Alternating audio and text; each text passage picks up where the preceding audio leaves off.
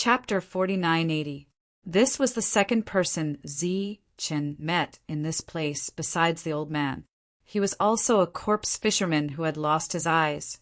After seeing Zi Chen, he was very surprised, but he didn't come over to greet Zi Chen. The old man had already exchanged for extreme energy and was going back. He looked at Zi Chen from afar, his gaze mainly falling on the 3 crystals behind Zi Chen. He was very surprised. 3 crystals at a time, this was a really big harvest. Zi Chen didn't take the initiative to talk to him. After walking to the extreme vortex alone, he threw the 3 crystals inside. If they were human, they would be able to revive themselves. If they weren't human, they would become extreme energy. 8 streams of extreme energy flew out one after another. Zi Chen put them away. After exchanging, Zi Chen began to return. During this time, his extreme energy had been consumed to a certain extent, so Zi Chen directly refined one. Like life force, as he refined it, the extreme energy he consumed was quickly replenished. This was the first time Zi Chen refined extreme energy since coming here, and it felt pretty good. After returning, Zi Chen saw the old man pulling in the net. His luck was pretty good. He got a single crystal this time. The old man walked down the stairs, seemingly satisfied with just one. After saying goodbye to the old man, Zi Chen watched him leave. He didn't cast the net during the day because he clearly didn't get much. After tasting the sweetness of 2 nights, he decided to work at night from now on. Zi Chen now had a total of 10 streams of extreme energy. He planned to save some more to ensure that he had enough life force before going deeper. Looking at the sky, the old man wouldn't come again today. Zi Chen waited until it was dark, then looked around. After confirming that there were no abnormalities, he continued to cast the net. The Milky Way at night was even more dazzling and surging. That night, Zi Chen got 2 crystals. When the old man came in the morning, Zi Chen greeted him and left with the 2 crystals. When he was about to reach the extreme vortex, he saw another corpse fisherman. They didn't talk. According to the old man's words, these people were extremely vigilant. Because it was not easy to survive, they would steal from each other. This time, Zi Chen had obtained 4 strands of energy. He did not consume any of it during the journey, so he sat on the stone steps in a daze. The old man didn't gain anything today either, but he was used to it and wasn't depressed. Soon it was night. Zi Chen sat at the top of the stone steps.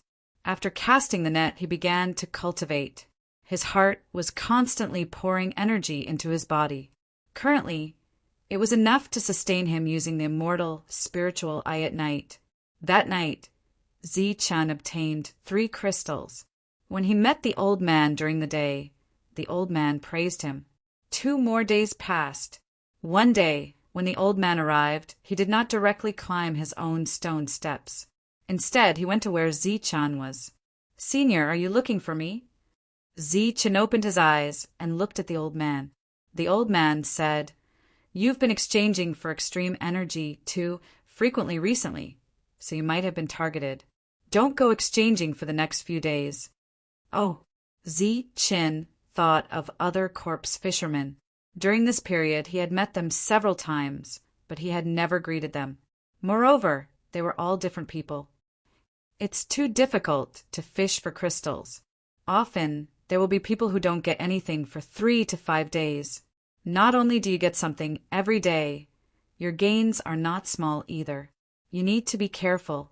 After reminding Zi Chen, the old man left. Zi Chen sat there and thought for a while before deciding not to exchange for crystals. In fact, during this period of time, he had already saved up a lot of extreme energy. He already had thoughts of leaving. For 2 days, Zi Chen did not go out to exchange. But at night, he was still fishing, and there were already 4 crystals beside him. On the 3rd night, it was unknown whether it was due to his good luck or not. But Zi Chen had obtained a total of 5 crystals. Therefore, during the day, Zi Chen found the old man and asked him to help. Although the old man was a bit hesitant, he did not refuse. Zi Chen carried 5 crystals while the old man carried 4. The 2 of them walked towards the extreme whirlpool. This time, before they even reached the destination, corpse fishermen appeared. There were 3 of them. Not bad. The 3 of them walked forward. They did not have eyes, but their expressions showed that they were up to no good. Zi-Chin put the crystals on the ground and said coldly, "What do you want?" "Nothing. I'm just curious. You didn't destroy your eyes. So how did you become a corpse fisherman?" "Among the 3, the one in the middle asked. "Can't I just close my eyes?" Zi-Chin said, "Easy for you to say. If it was so easy, why would we destroy our eyes?" The other one sneered. "Gentlemen, this seems to be against the rules." The old man walked up. "Old man, are you stupid? What rules are there here? Being alive is the biggest rule." The one in the middle had a cold expression. The 3 of them were holding a wooden stick in their hands, and they were holding it tightly. "I'll give each of you 1 strand of energy, and you can leave now, okay?" The old blind man said again, "You old thing, it seems that you're really stupid. There are 9 crystals in front of me. Why should I take 3 strands of energy?" The other one's expression was cold. "Because if you take 3 strands of energy, you can live. If you have any ideas about the 9 crystals, you will die." Zi-Chin said coldly, "There would be no peace anywhere, so strictly speaking, he was never a good person. For example, Zi-Chan had the intention to kill, but he was willing to give the 3 of them a chance to live." "What a joke. 3 against 2. Do you think we're afraid of you?" The other party waved the long stick in his hand and smashed it forward.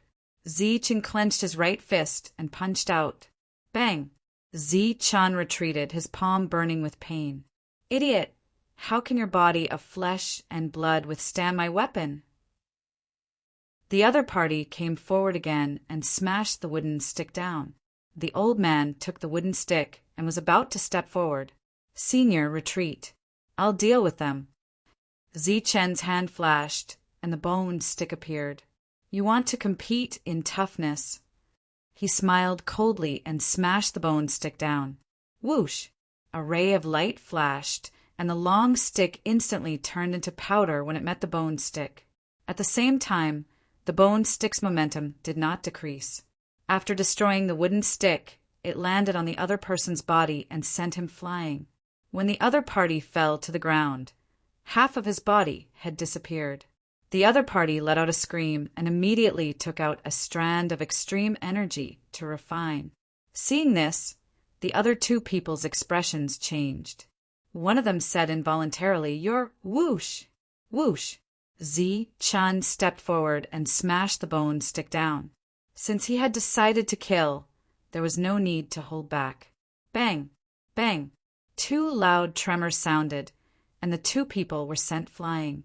After they landed, they screamed in horror. One of them took out extreme energy to refine, while the other did not take out his energy in time. His body turned into light and disappeared. Not even a corpse was left. Chapter 4981. The 2 of them retreated in fear. They didn't expect to meet such a terrifying existence. The old man was also stunned. Zi-Chen's strength was beyond his expectation. "Don't kill me! Don't kill me! Please!" The 2 of them retreated. At this moment, the extreme energy they had just refined was repairing their disappearing bodies. Zi-Chen's eyes were cold. The bone club in his hand struck again. Since he had decided to kill, of course, he wouldn't be merciful. Swoosh! As the bone stick fell, a ray of light scattered, and a person's body dissipated. "Spare me! I have power! I'll give you power!" The last person shouted in fear, immediately taking out 2 strands of extreme energy.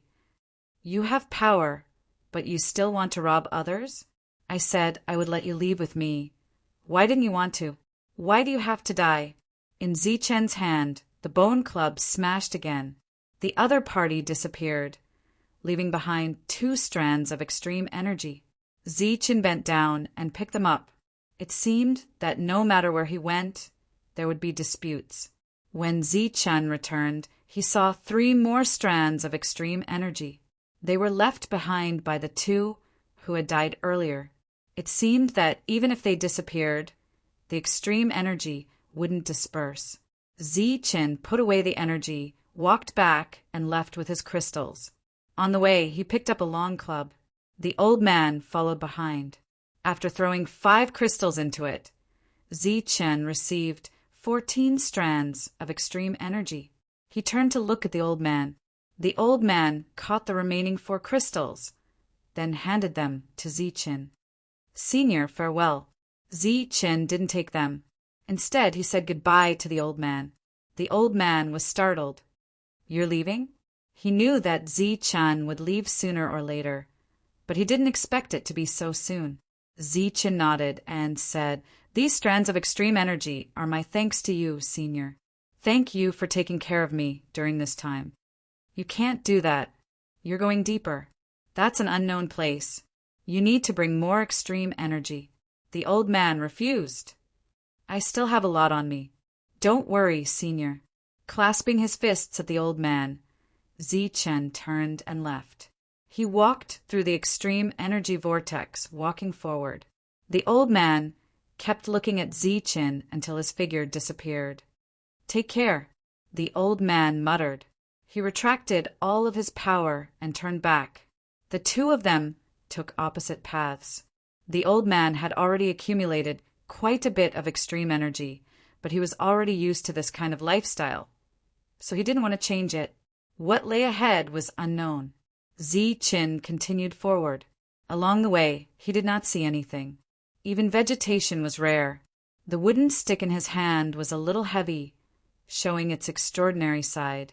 However, in front of the bone staff, they were unable to withstand a single blow. The old man didn't know where the depths were, so he didn't give Zichen any directions. Zichen could only walk in the direction he thought was the depths. After walking for about an hour, Zichen took out a strand of energy to refine. The previous battle had caused him to expend quite a bit of his extreme power. In this kind of unknown place, everything had to be done with caution. It was a great taboo to not be able to maintain sufficient strength. There was no sun during the day, but judging by the time it was almost dark, Zichen didn't find any other buildings, nor did he find any other place to rest. This night was destined to be unusual. As the sky gradually darkened, Zichen found a high ground and walked up. He sat cross-legged, waiting for night to come. There was no moon or Xingqian in the night. Heaven and earth were completely dark. Only Zichen was bright. He opened his eyes. In this unfamiliar place, he felt a bit uneasy. His eyes couldn't see anything around him, which made him even more uneasy. He didn't try to use his immortal spirit eye, because he wasn't sure what he would see. The wind started to blow. Inside the howling wind, something seemed to be blowing on his body, causing his clothes to flutter. Maybe it was the wind that blew the leaves. Zichen held the staff in his hand and began to focus on circulating his cultivation technique. He maintained absolute focus, making himself even more vigilant.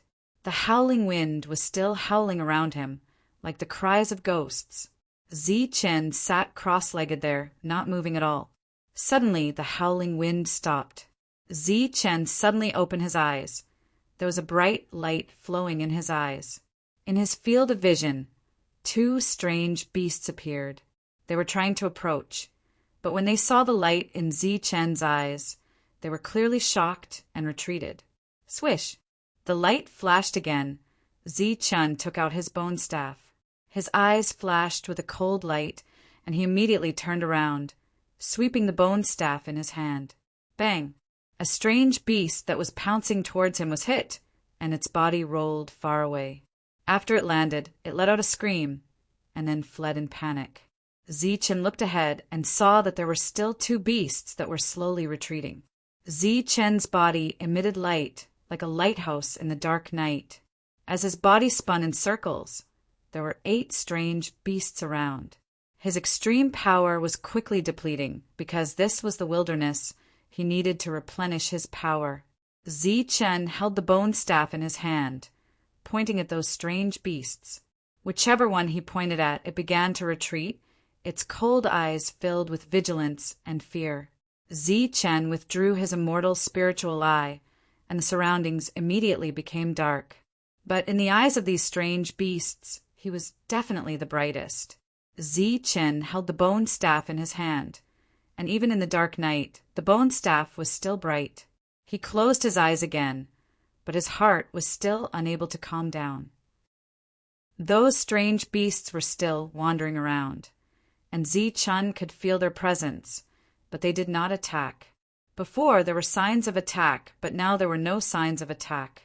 Chen suspected that the bone staff had deterred them. In order to test his guess, he poured a portion of energy into the bone staff. Whoa! The bone staff's luster became even brighter. Chen heard extremely faint sounds of movement, and those strange beasts were retreating.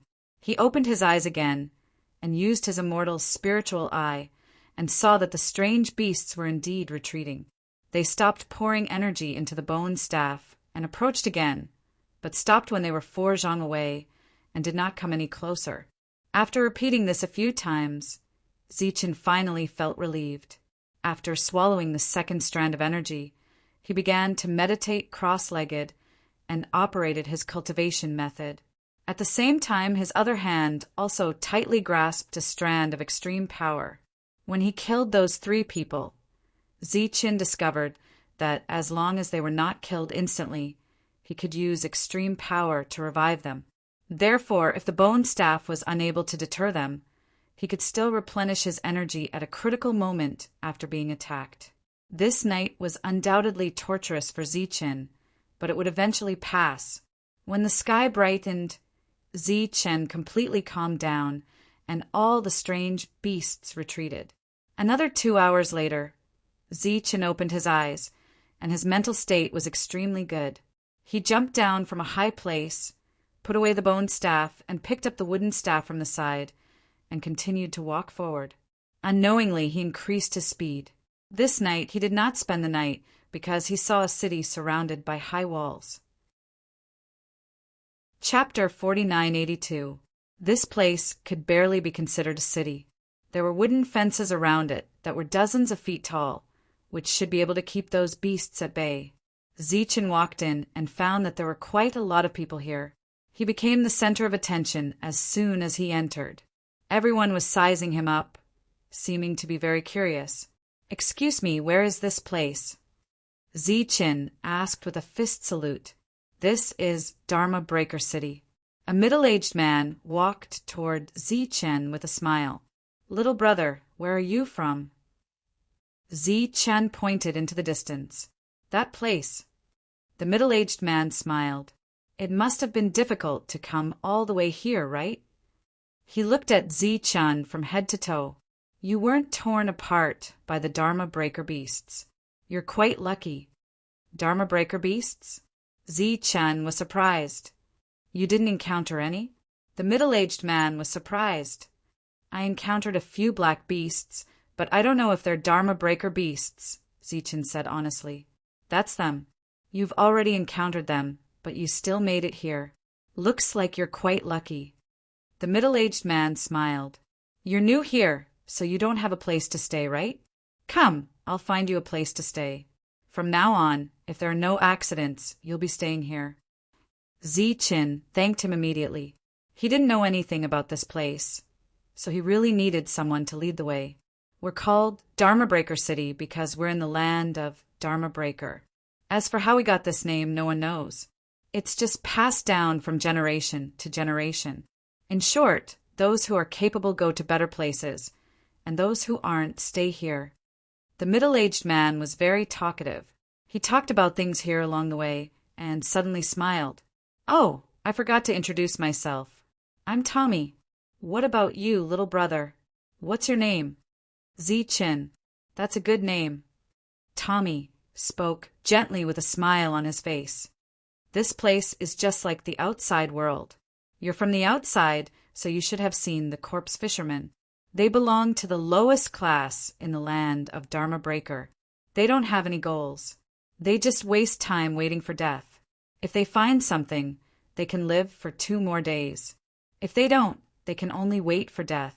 All of them are gluttonous and lazy, waiting for death. What a bunch of weirdos.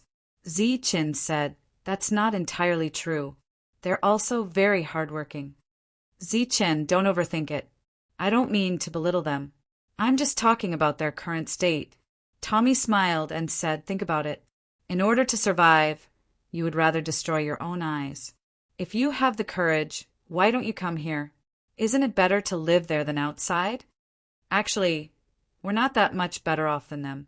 However, relatively speaking, our lives are much easier. Zi-Chen looked at Tommy and asked curiously, how do the people here survive? Hunting beast.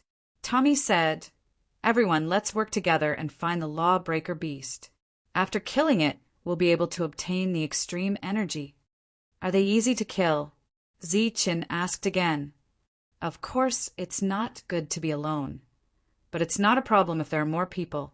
However, there are dangers sometimes and people often die. As they spoke, Tommy led Zi-Chin to a residence that was built with wood and looked very sturdy. In fact, Zi-Chin had already sensed that the wood here was very hard. Although there were few plants along the way, those that were found were all very tough. If they were in the outside world, they could be used as weapons. A brother of mine used to live here, but he was killed by a lawbreaker beast when he went out hunting. So this place has been empty ever since. Tommy explained, actually, this place doesn't belong to my brother. Everything here belongs to the mayor. Tommy pushed the door open. The room was very clean. There was a wooden table, a few stools, and a wooden bed. After entering, Zi-Chin felt that the speed of energy loss had obviously decreased. He thanked him profusely. Compared to the vigilant corpse fishermen outside, the people here were much friendlier. Tommy waved his hand and said, you're welcome. 2 extreme energy. Huh?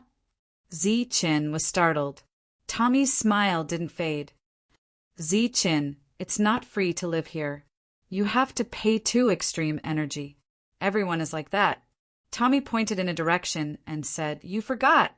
I just said that there's a mayor here. Everything here belongs to the mayor.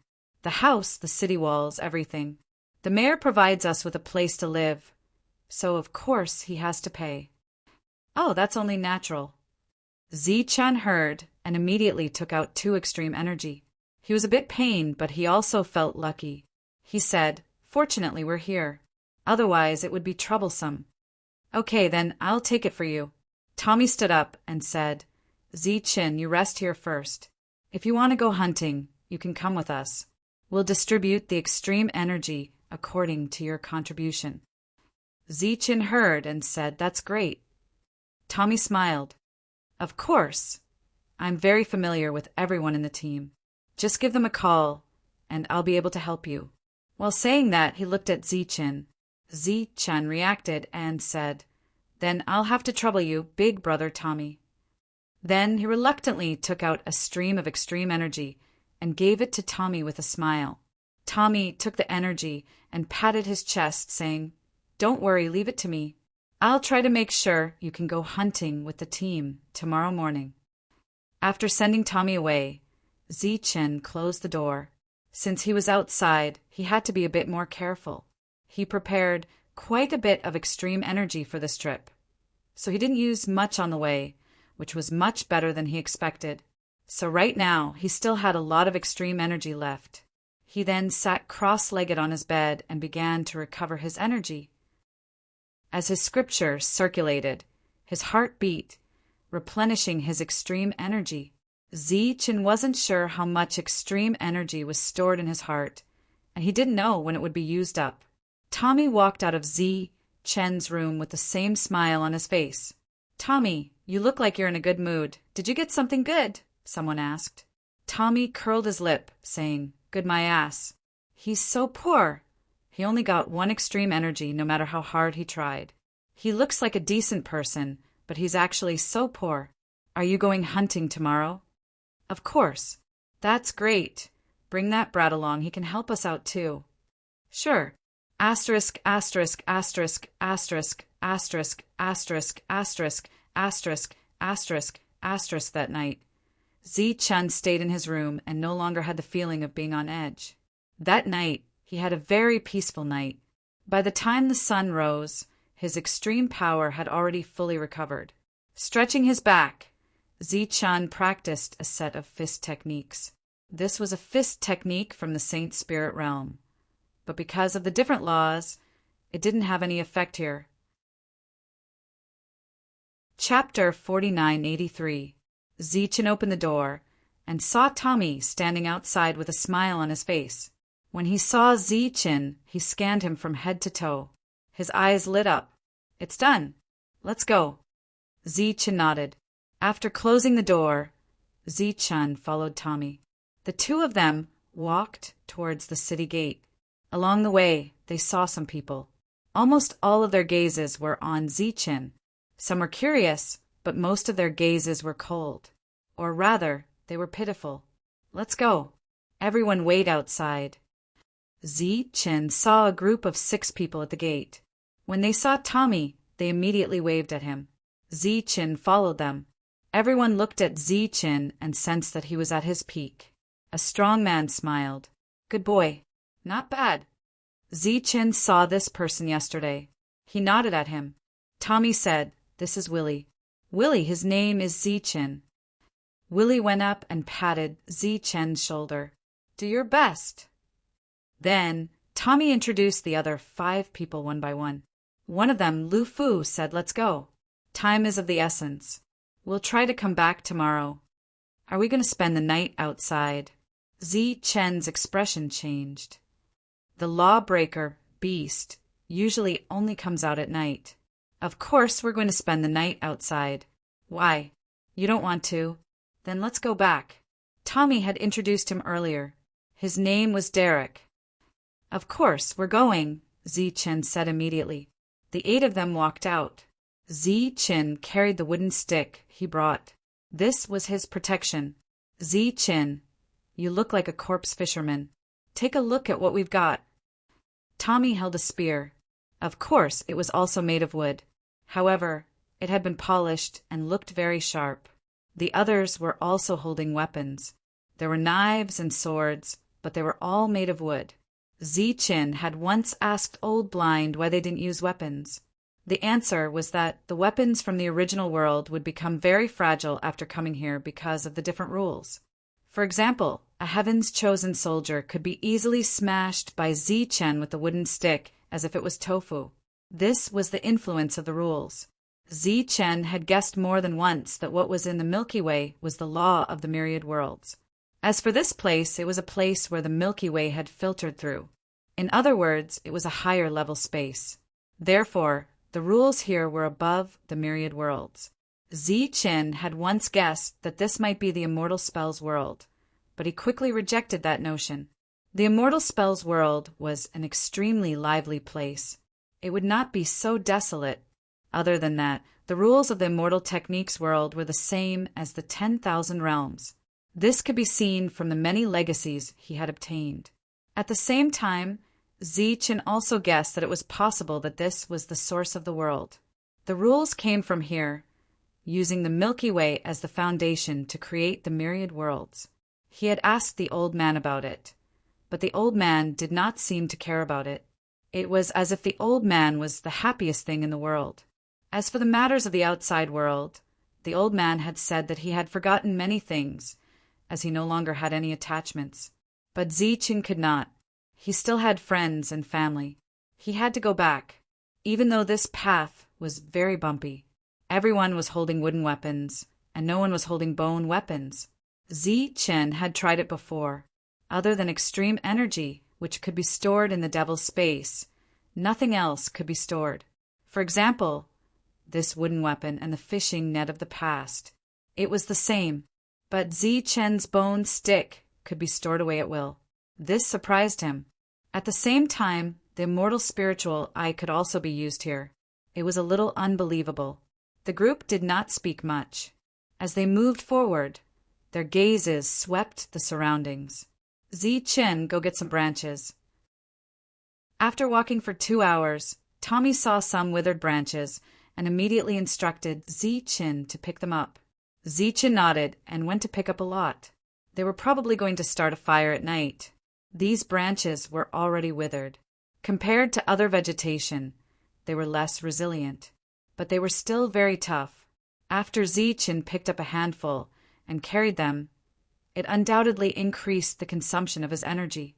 Arriving at a wasteland, Wiley stood on a high ground. He looked around and said, "Today we will hunt here."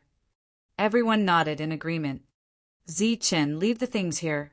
Go get some more branches. We have to stay here for a night. We have to make the fire stronger, Tommy said.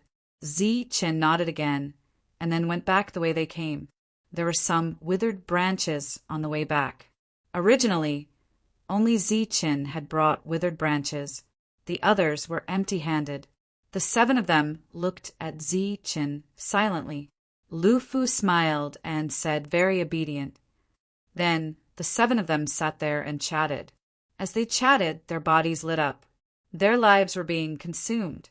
But compared to Zichen, who was busy, the consumption was much less. After 4 trips, Zichen sat on the ground. He had consumed a lot of energy. If this continued, he would have to use extreme energy before nightfall. Why did you stop? It's not enough, Tommy said. 1 pile in the middle and at least 6 piles on the sides. Only then can we ensure everyone's safety. Zichen hesitated and said, I used too much energy. It's okay if you use more energy now.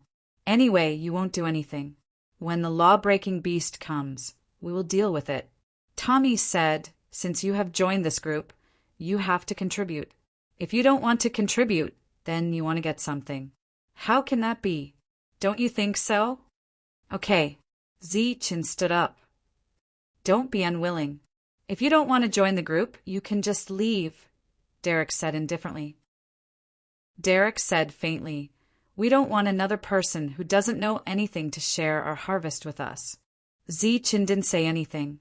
He went back and forth a few times, carrying 7 piles of firewood and placing them in 7 places. The sky gradually darkened. The 7 of them stopped chatting and went to the piles of firewood. There was 1 pile in the middle and 6 piles on the sides. When the sky was completely dark, they started to light the fire. The flames burned brightly, making the surroundings brighter. The 7 of them sat in the middle of the fire. Zichen sat alone on the side. It could be seen that the 7 of them became nervous. Soon, the wind blew, and there was light in the dark night. Law-breaking beasts. Zichen stared ahead. His face couldn't help but change. Because of the light, he could see that there were a lot of law-breaking beasts. Why are there so many? Willie and the others were stunned for a moment before their expressions turned ugly. Our luck is really bad. We can only admit that we are unlucky. Tommy stood up and looked at Zichen. He said, Zichen, we have to go back. Now, Zichen was slightly stunned. It's so dangerous. How can we go back? Take care. A voice suddenly came from behind Zichen. When he turned around, Derek stabbed his saber into his chest. Pulling out his saber, Derek walked away. Chapter 4984. Seeing that the situation was not good, they immediately retreated. One had to admit that everyone left very decisively without any hesitation. However, if they wanted to escape successfully, they needed a bait, and that person was Zichen. Looking at the other party's skillful movements, he must have done this many times. Zichen used a strand of energy to join the team, but they actually used him as cannon fodder. Zichen fell to the ground, and his extreme power was quickly dissipating. The dissipating power seemed to have a unique aura to the law-breaking beasts. The eyes of those law-breaking beasts changed obviously, and they gradually became irritable. Everyone left, but they did not chase after them. Instead, they stared at Zichen. Under the light of the bonfire, Zichen saw that the law-breaking beasts were trying to approach. He immediately took out a strand of energy to refine, but for some reason his injuries were difficult to recover quickly, and his power was still dissipating. These law-breaking beasts began to approach, and a few of them lowered their heads, preparing to attack. Whoosh! Zi-Chin took out his bone staff, and a wave of pressure immediately spread out. Those law-breaking beasts immediately stopped and looked at the bone staff warily. Buzz! Zi-Chin began to activate the bone staff with all his strength, and a powerful aura immediately surged out. Those law-breaking beasts began to retreat, and there was fear in their eyes. With his injuries and the bone staff, Zi-Chen's energy consumption was increasing rapidly, but he could not care about that now. He had to survive first. Hate those few people? Curse them out loud? He did not have the time at all. He sat up and then waved the bone staff back and forth. Those law-breaking beasts retreated again, and they were already out of the range of the bonfire. Zi-Chen retracted some of the bone staff's energy, stood in the middle of the bonfire, and accelerated the refinement of the energy, trying to recover first. Before the first strand of energy was completely refined, he took out the second strand. Zi-Chen had seen with his own eyes that a corpse fisherman's body dissipated because he did not have time to refine the energy. He obviously did not want to go to this step. He wanted to live. He did not expect to encounter such a man-made crisis on his first hunting trip. Zi-Chen leaned against the center of the bonfire and slowly turned. The bone staff supported the ground, releasing a faint light. The law-breaking beast's eyes were fixed on him. Zi-Chen was still refining the Ji energy. His injuries had recovered slightly. Once again, the second beam of energy had not been consumed. He took out the third beam, not daring to delay in the slightest. His power was being consumed one after another. The law-breaching beasts were still around, pacing around the bonfire. The vegetation here was extremely hard and resistant to fire. It was precisely because of the existence of these flames that Zi-Chin felt slightly more at ease. If the surroundings were pitch black, it would be even more dangerous. This night was extremely torturous for Zi-Chin, even more so than the first night. His power was constantly being depleted, but he didn't dare to stop at all. Whoa! His eyes flickered as he activated his celestial spiritual eye to clearly see the law-breaching beasts around him. There were a total of 15 of them. This made Zi-Chin even more wary of acting rashly. After 2 hours, Zi-Chin had consumed 10 strands of energy, but the night was still long. Another 2 hours passed, and another 8 strands of extreme energy were consumed. Zi-Chen's injuries were completely healed, but the total consumption of 18 strands of extreme energy was still astounding. Fortunately, he managed to keep his life. If it had been anyone else, they would have died long ago. After his injuries were healed, Zi-Chen used all his strength to maintain the bone staff. At the same time, his eyes were fixed on the law-breaching beasts. If possible, Zi-Chin didn't mind taking the initiative to attack. The bonfire was still burning. The firewood was extremely resistant to fire and occasionally crackled. These law-breaching beasts were also unwilling to give up. After all, they had been waiting here for an entire night. Suddenly, Zi-Chin moved. Like an arrow released from a bow, he instantly appeared in front of a law-breaching beast and viciously smashed the bone staff in his hand. He attacked with all his strength. Bam! The law-breaching beast clearly didn't expect Zi-Chen's sudden attack. Its body had just leaned back when Zi-Chen's bone staff landed on its head. With a huge tremor, the law-breaching beast flew backward. In Zi-Chen's left hand, the wooden staff danced and spun in a circle on the spot. Banging sounds rang out continuously, and the law-breaching beasts that rushed over were forcibly sent flying. Zi-Chen retreated again and threw the wooden staff on the ground. Another wave of energy appeared in his hand. A piece of his back disappeared, and a piece of flesh on his leg was also missing. However, there was no blood flowing out of his body. Only extreme energy was constantly dissipating. Just as he suddenly attacked, the other law-breaching beasts also attacked. They were no longer afraid of the bone staff. Zi-Chen was injured. The law-breaching beast that was hit in the head was rolling on the ground, struggling and screaming. It seemed to be in great pain. Zi-chun retreated to the bonfire again. The other law-breaching beasts didn't attack anymore. Suddenly, a gust of wind blew over. The law-breaching beast let out a miserable cry, and its body was enveloped by the black gust of wind. Suddenly, countless lights appeared in the gust of wind. It looked like countless rules were circulating. The next moment, the gust of wind disappeared with the law-breaching beast. And in the place where the law-breaching beast disappeared, there were some extreme energies scattered. There were a total of 9 of them. Zi-chen's expression changed, and he felt that it was unbelievable. Was that a smaller version of the extreme vortex? Just now, Zi-chen's crystal stones had been exchanged from the maelstrom of extremity. However, just now there seemed to be a smaller version of the extreme vortex in the gust of wind. It disintegrated the law-breaching beast's body, leaving behind extreme energies. The extreme energies were scattered there, and Zi-chen didn't pick them up. And the law-breaching beasts didn't seem to be interested in those energies. They just looked at Zi-chen. This stalemate lasted until the sky brightened. After Zi-chen could see things clearly without the immortal spirit eye, he had great confidence. At this moment, the law-breaching beasts retreated. The 9 extreme energies were scattered on the ground. After the law-breaching beasts left, Zi-chen picked them up.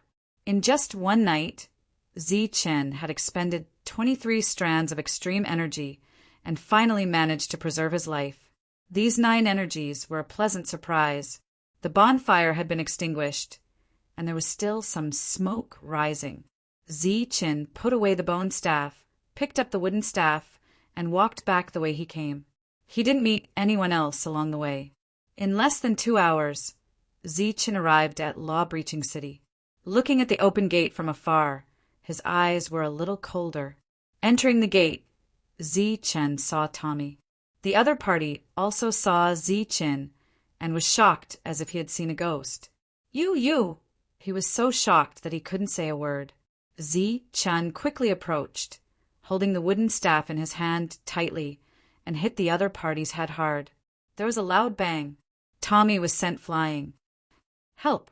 Tommy fell to the ground, and the energy around him began to dissipate. He screamed in horror. Chapter 4985. Zi-chen waved the long rod in his hand, forcing Tommy to retreat. Tommy's energy began to drain away, which was a sign of injury.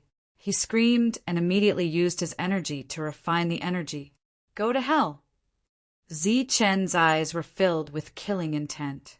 The long rod in his hand hit Tommy's head. With a bang, Tommy rolled on the ground. Zi-chen stepped forward, and the long rod in his hand fell again. He was about to smash Tommy's head. Bang! A wooden saber approached and blocked Zi-chen's attack. It was Derek. It was this wooden saber that stabbed him in the sky last night. When enemies met, their eyes turned red. Zi-chen gave up on Tommy and attacked Derek. Their weapons kept colliding. This was a pure competition of strength. Zi-chen was obviously stronger. After 5 consecutive strikes, Derek's weapon fell from his hand. Then 2 wooden spears came from the left and right, blocking Zi-chen's wooden rod that was about to hit Derek's head. It was Willie and Ruffo. Zi-chen was forced back a few steps. Then he charged forward again. Facing several people, he was not afraid at all. The rest of the people in the city heard the commotion and ran over. After seeing Zi-chen, the newcomer, everyone's expression changed. When Tommy and the others returned last night, they said that the newcomer Zi-chen did not listen to their advice and attacked on his own. He was ambushed by law-breaking beasts. They tried their best to save him, but failed. So they returned early. But today, when Zi-chen returned, he was looking for trouble with them. Everyone looked ahead. Zi-chen's combat strength was obviously very strong. Everyone was a force, but Zi-chen could suppress several people. His combat strength was tyrannical. Seeing Zi-chen's killing intent, many people's expressions changed. Some of them had already guessed the reason. In fact, Tommy and the others did not have a good reputation. The newcomers under them often disappeared mysteriously. "Get lost!" Zichin shouted and smashed the long rod in his hand. Although it was not sharp, it was full of strength. Bang! Lu Fu and Willie immediately retreated. They looked at Zichun and shouted, "Stop! No fighting is allowed here!" "In your eyes, are there still rules?"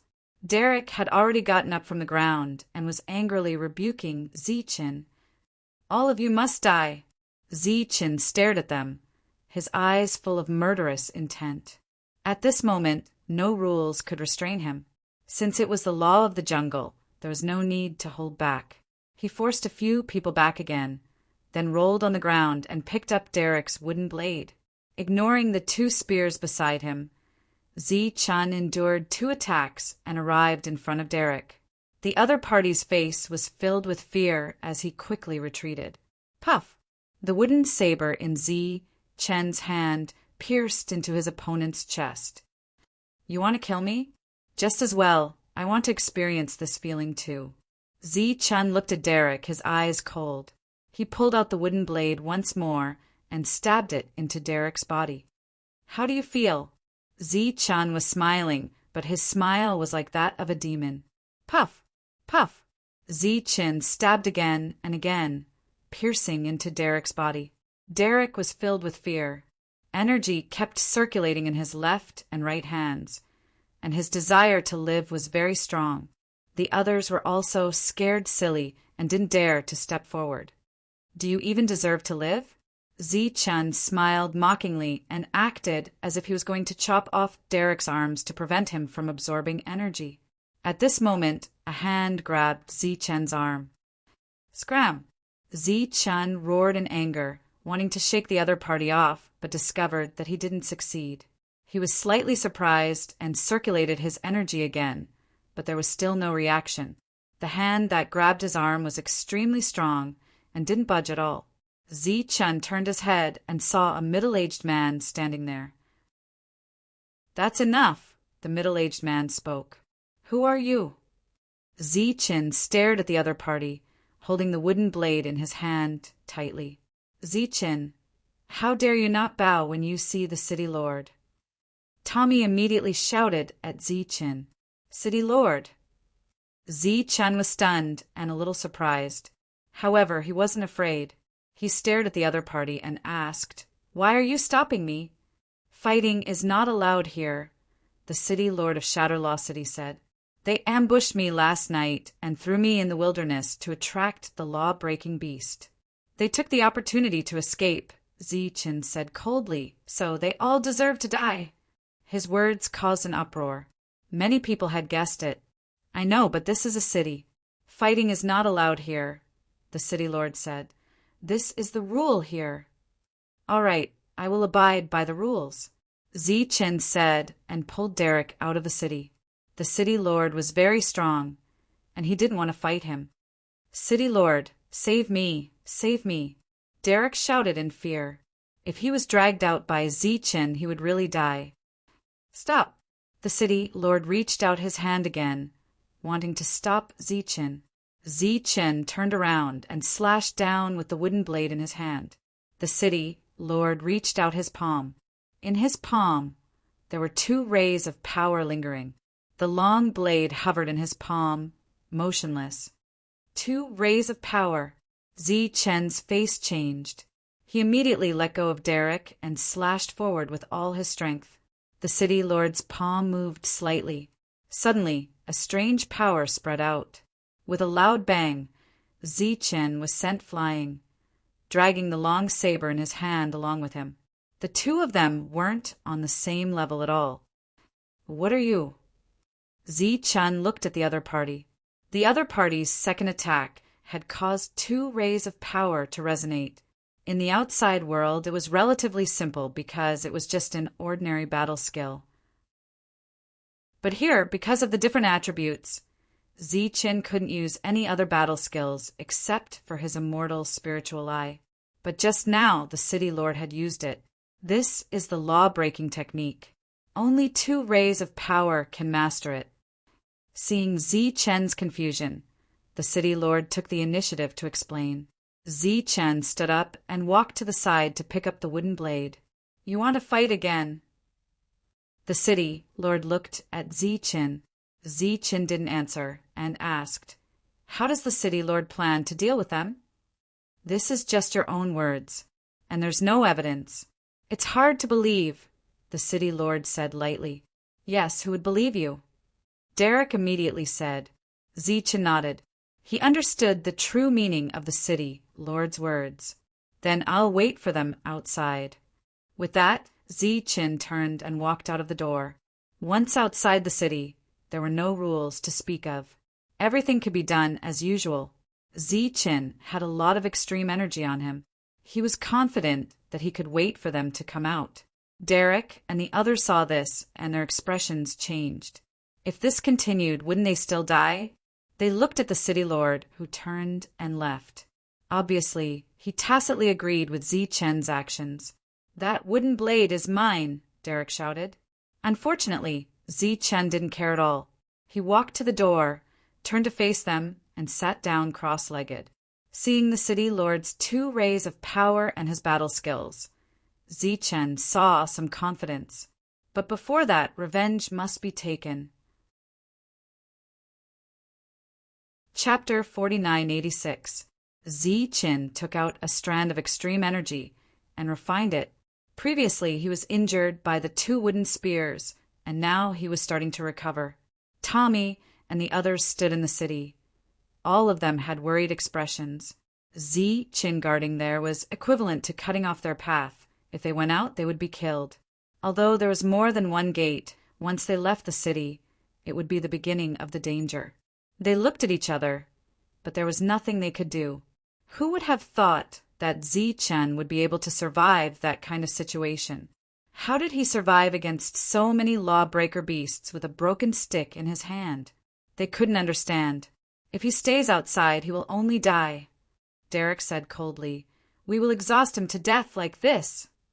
The others weren't optimistic. Chen could survive that kind of difficult situation last night. Now that he was outside the city, his chances of survival would be much higher, because the danger here was much lower. There was no show to watch, so the crowd dispersed. Chen was still guarding outside. During this period of time, there were groups that left. When they passed by Chen, they all looked at him curiously. Placing the long stick beside him, Chen held the wooden blade tightly. After refining a strand of extreme energy, his injuries had already healed. Extreme energy had a wide range of uses. It could be used to heal life. It could also be used to heal injuries. It could be considered omnipotent. Tommy and the others had already returned.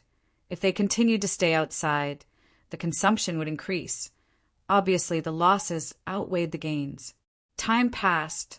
The sky gradually darkened. Chen, who had been standing there all this time, moved. He didn't return to the city, but went to the side to pick up some firewood and placed it at the city gate. The sky darkened. People came back one after another, after seeing Chen standing outside the city. Some of them had a strange expression. They all came back from outside. They didn't know what happened during the day. Chen held the wooden blade, still standing there. Soon, the sky darkened. An old man came to the gate. He was about to close it. Little brother, come in quickly. The old man saw Chen standing outside and immediately shouted. Chen shook his head. Little brother, it's dangerous outside. Come back quickly. The old man added, Don't be angry. Come back tomorrow morning. If you stay outside like this, you'll only consume more energy. Chen cupped his fists at the other party and said, Thank you, senior.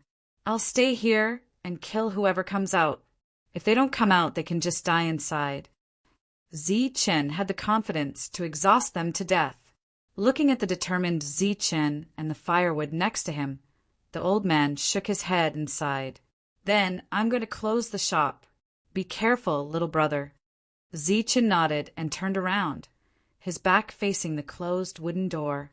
As the flames rose, Chen lit up 3 bonfires, 2 in front of him and 1 behind him. He sat not far from the wooden door.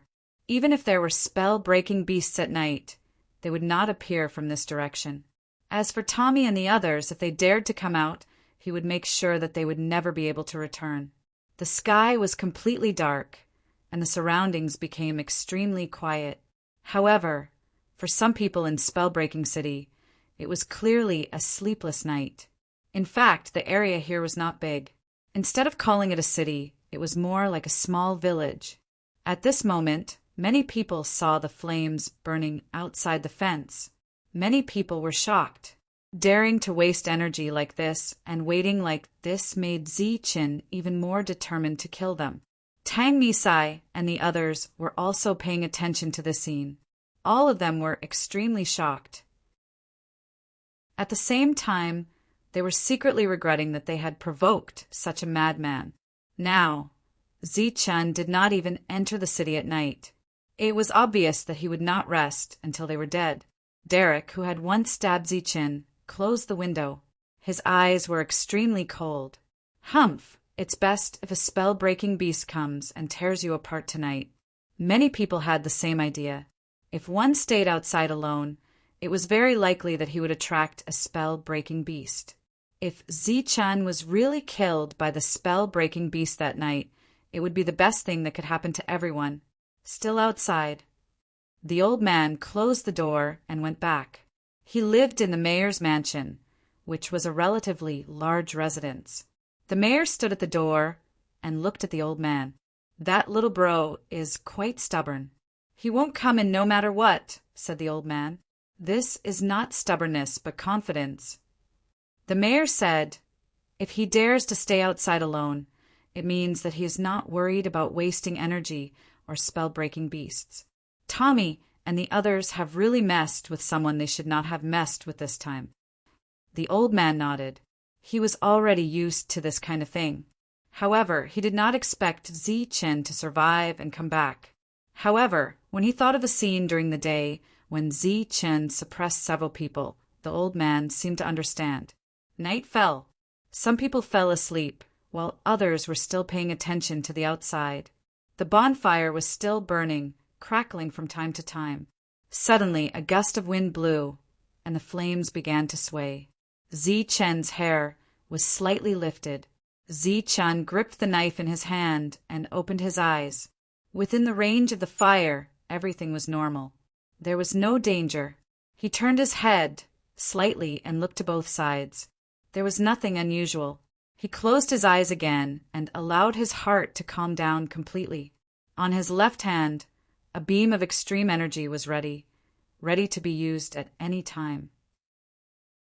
After about an hour, Ziqin opened his eyes again. This time, he saw a pair of eyes at the edge of the bonfire. Ziqin used his immortal spiritual eye. His back was to the wooden door, so no one could see him. In his vision, there was a single spell-breaking beast. There was only one. Ziqin's eyes lit up. He put away the extreme energy, picked up a piece of firewood in front of him, and then walked forward with the wooden knife in his hand. As he walked forward, the spell-breaking beast began to slowly retreat. Soon, the man and the beast walked into the darkness. However, Ziqin had a torch in his hand, so he could still see a small area clearly. In the city, some people who were awake noticed this and immediately walked out of their rooms to look outside through the wooden door. They saw Ziqin throw away the torch and slash forward with the wooden knife in his hand. In the dark night, there were occasional flashes of cold light. The man and the beast fought together. During this time, there were fluctuations of energy. This battle was mixed with Ziqin's angry roars and the spell-breaking beast's roars. After about 10 breaths, everything returned to normal. Ziqin's body was covered in wounds. The spell-breaking beast in front of him fell to the ground. Light appeared, forming a small extreme vortex and swallowing the spell-breaking beast's body. After a while, the extreme vortex disappeared, leaving behind 9 beams of extreme energy. Ziqin put away these energies, took one in his hand, and walked over while refining it. Walking back to the bonfire, Ziqin began to recover from his injuries. In the dark night, cries of surprise came from Spellbreaking City. Chapter 4987. I have something to do, so I have no updates today. From tomorrow onwards, I will strive to keep updating this month. Thunder Warrior has no updates today. Please wait for a moment. After the content is updated, please refresh the page to get the latest update. Chapter 4988. Cries of surprise rang out one after another. Many people walked out of their rooms and saw Zi-Chin walk back to sit by the bonfire through the gap. He sat cross-legged and refined the extreme energy. A single person had killed a law-breaking beast. Everyone was moved. Thomasai and the others had heavy hearts. They felt extremely pressured. After returning to their rooms, they couldn't sleep for a long time. Zi-Chin had killed a law-breaking beast and obtained 9 strands of energy. Not to mention that he could hold on for a while. This combat strength was already not something they could fight against. With Zi-Chin guarding outside, they didn't dare to go out at all. In the end, they would die. Before the sky brightened, Tommy walked out of the room and went to find the others. These people didn't sleep. After Zi-Chin's display of strength, no one could sleep. What should we do next? The few of them sat together, looking very worried. A cold light flashed in Derek's eyes. Damn it! Since we can't exhaust him to death, let's gather some people tomorrow and kill him together. Willie smiled bitterly. Who's willing to join? We'll give them extreme energy. I don't believe that no one will be willing. Derek had stabbed Zi-Chin before.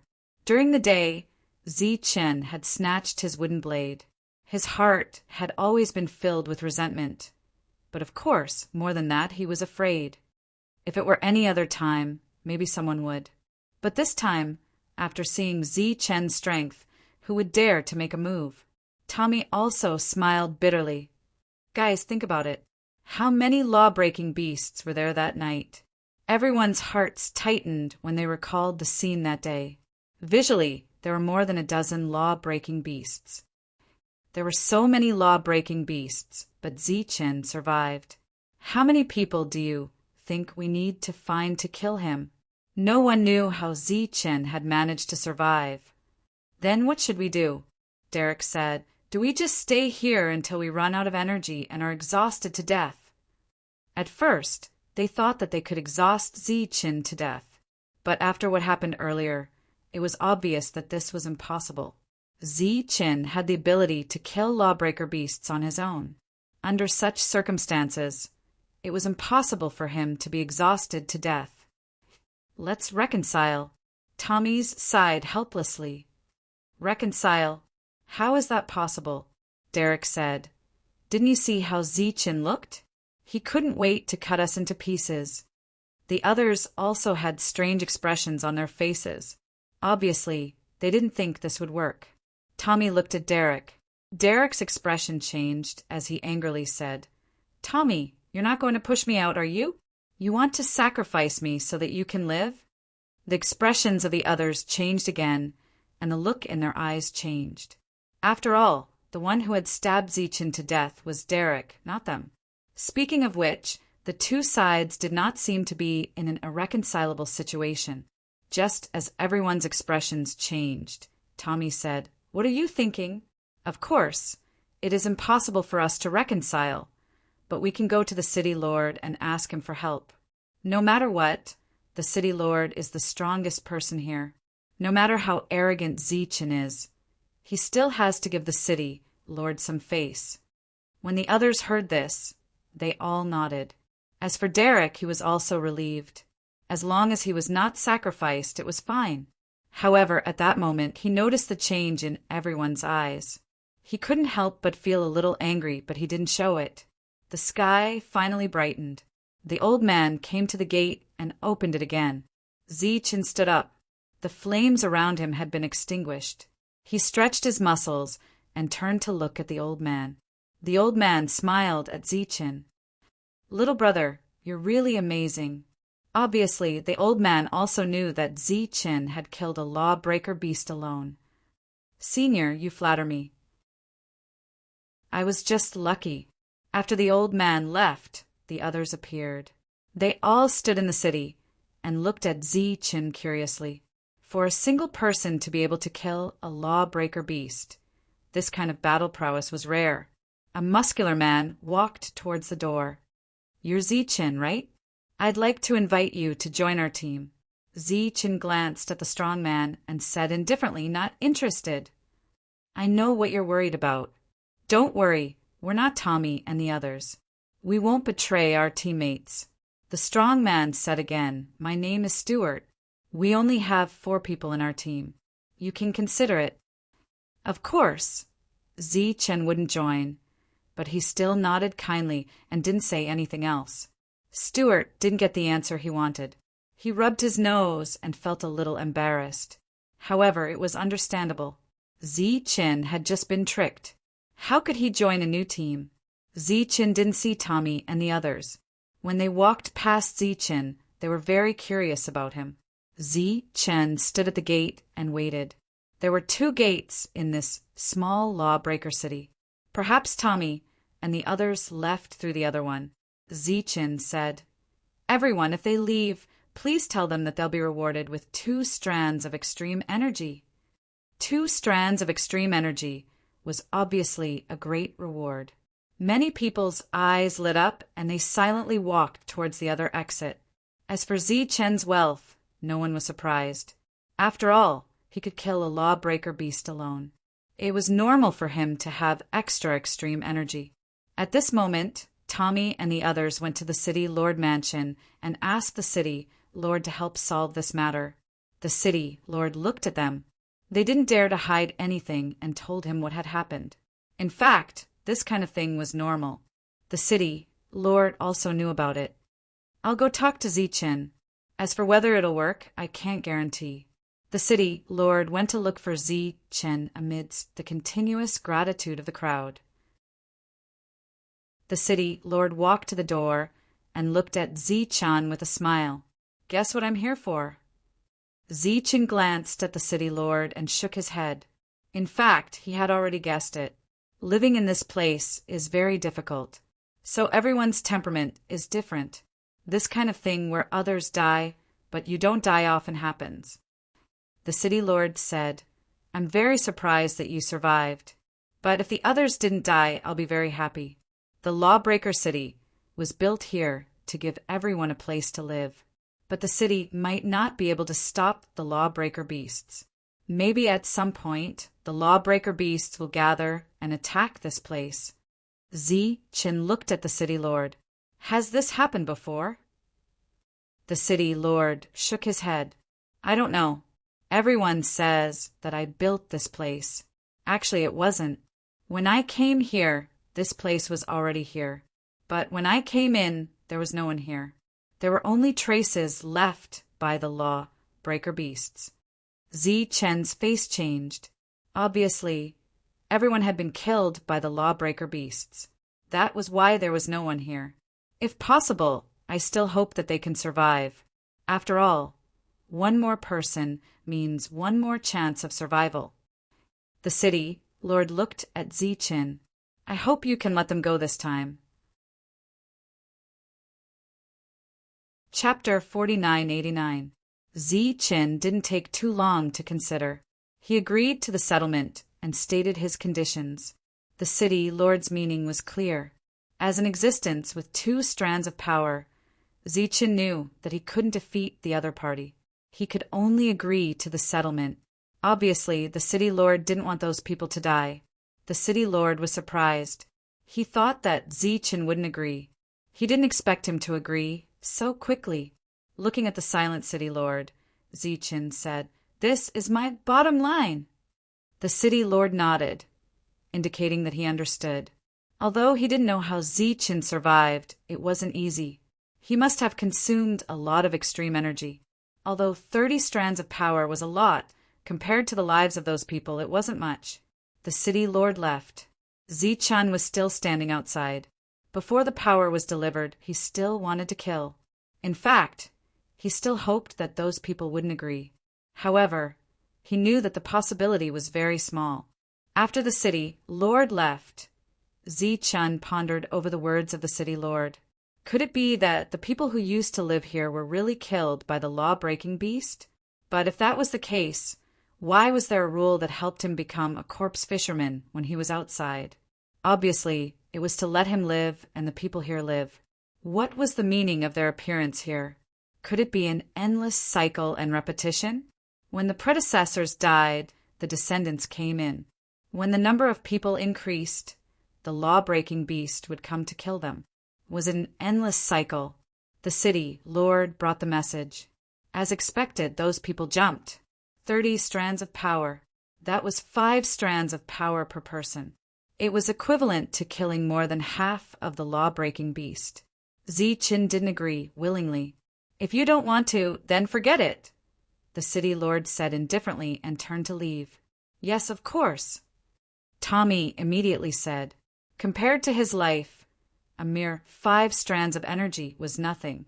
Tommy immediately took out 5 strands of power to show his position. Seeing this, the others didn't insist. Originally, some people wanted the city lord to bargain, but now they gave up. This time, the city lord didn't appear. It was the old man who took out 30 strands of power. Little brother, put it away. Thank you. Ziqin put away the extreme energy, then picked up the staff and the wooden saber beside him and walked back to his residence. Along the way, many people were pointing and whispering.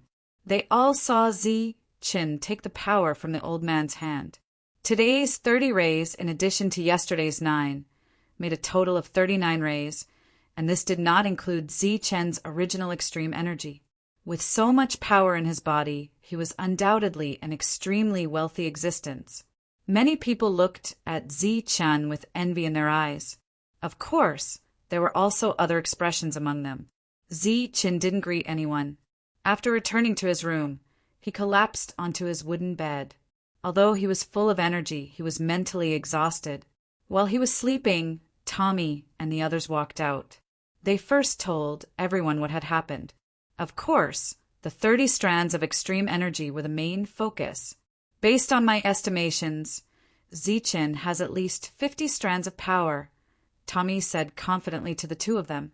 After the 2 left, they chatted with others and added a little more to this number. When the sky turned dark, everyone believed that Ziqin had at least 100 strands of extreme energy on him. This number was enough to make people go crazy. When Ziqin woke up, the sky was already dark, and he had fully recovered from the exhaustion he had expended. After recovering, he didn't need power anymore. Ziqin wanted to break through. With 2 strands of power revolving around his body, his battle strength was obviously stronger than 1 strand. Looking outside the window, the sky was dark. Ziqin gave up on the idea of going to the city lord. In the dark night, he took out a strand of power to refine. The power was being consumed, but there were no changes in his body. In one night, Ziqin consumed a strand of power. Other than his spirit, still high, he didn't gain anything else. When the sky turned bright, Ziqin left his room and went to find the city lord. As soon as he walked out of the door, he noticed several people standing in the distance, looking in his direction.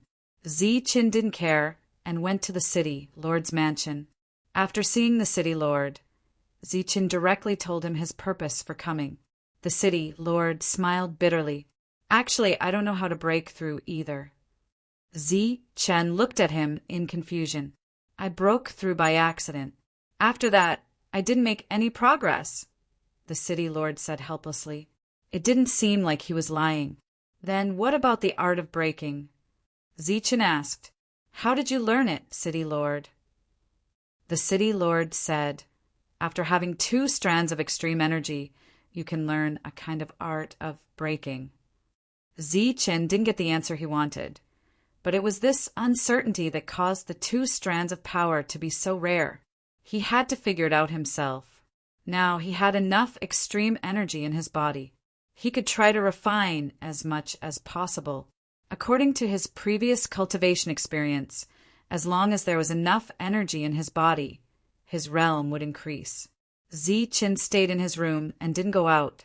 Whether it was day or night, he was refining the extreme energy. The people outside occasionally looked at Zi Chen's door anxiously. Staying in his room like this will consume a lot of energy. Does he have to wait until he runs out of energy before coming out? On the fourth day, someone knocked on his door and invited Zi Chen to go out hunting. Zi Chen refused. After refining the energy for a few days, his body didn't change at all. His battle prowess was still the same as before. However, he used up about 10 strands of extreme energy, which was equivalent to losing a law-breaking beast. Could it be that I'm on the wrong path? Zi Chen muttered in his mind. On the 5th day, he decided to go outside. Perhaps he would be able to break through if he encountered some kind of danger. Zi Chen opened the door and saw quite a few people around. As he came out, everyone's gazes shifted away. Zi Chen glanced at them, but didn't care. He took the wooden club and blade and left the city. Should we remind him? The old man and the city lord stared at Zi Chen's back as he left. The city lord shook his head. If he dares to go out alone, he's naturally confident. We don't need to do anything unnecessary. Not long after Zi Chen left, 2 more groups left. One of them was Tommy's group. Zi Chen walked forward. Whenever he found a tree branch, he would deliberately pick it up. There were no law-breaking beasts here during the day, so he didn't know where they were hiding. Only at night would these law-breaking beasts come out. Because of that, all the hunting groups had to spend the night outside. As for whether they would encounter a single law-breaking beast or group, that depended on luck. Chapter 4990. Noticing the people behind him, Zi Chen did not care. He was still picking up some firewood to use at night. In fact, Zi Chen had the urge to go back.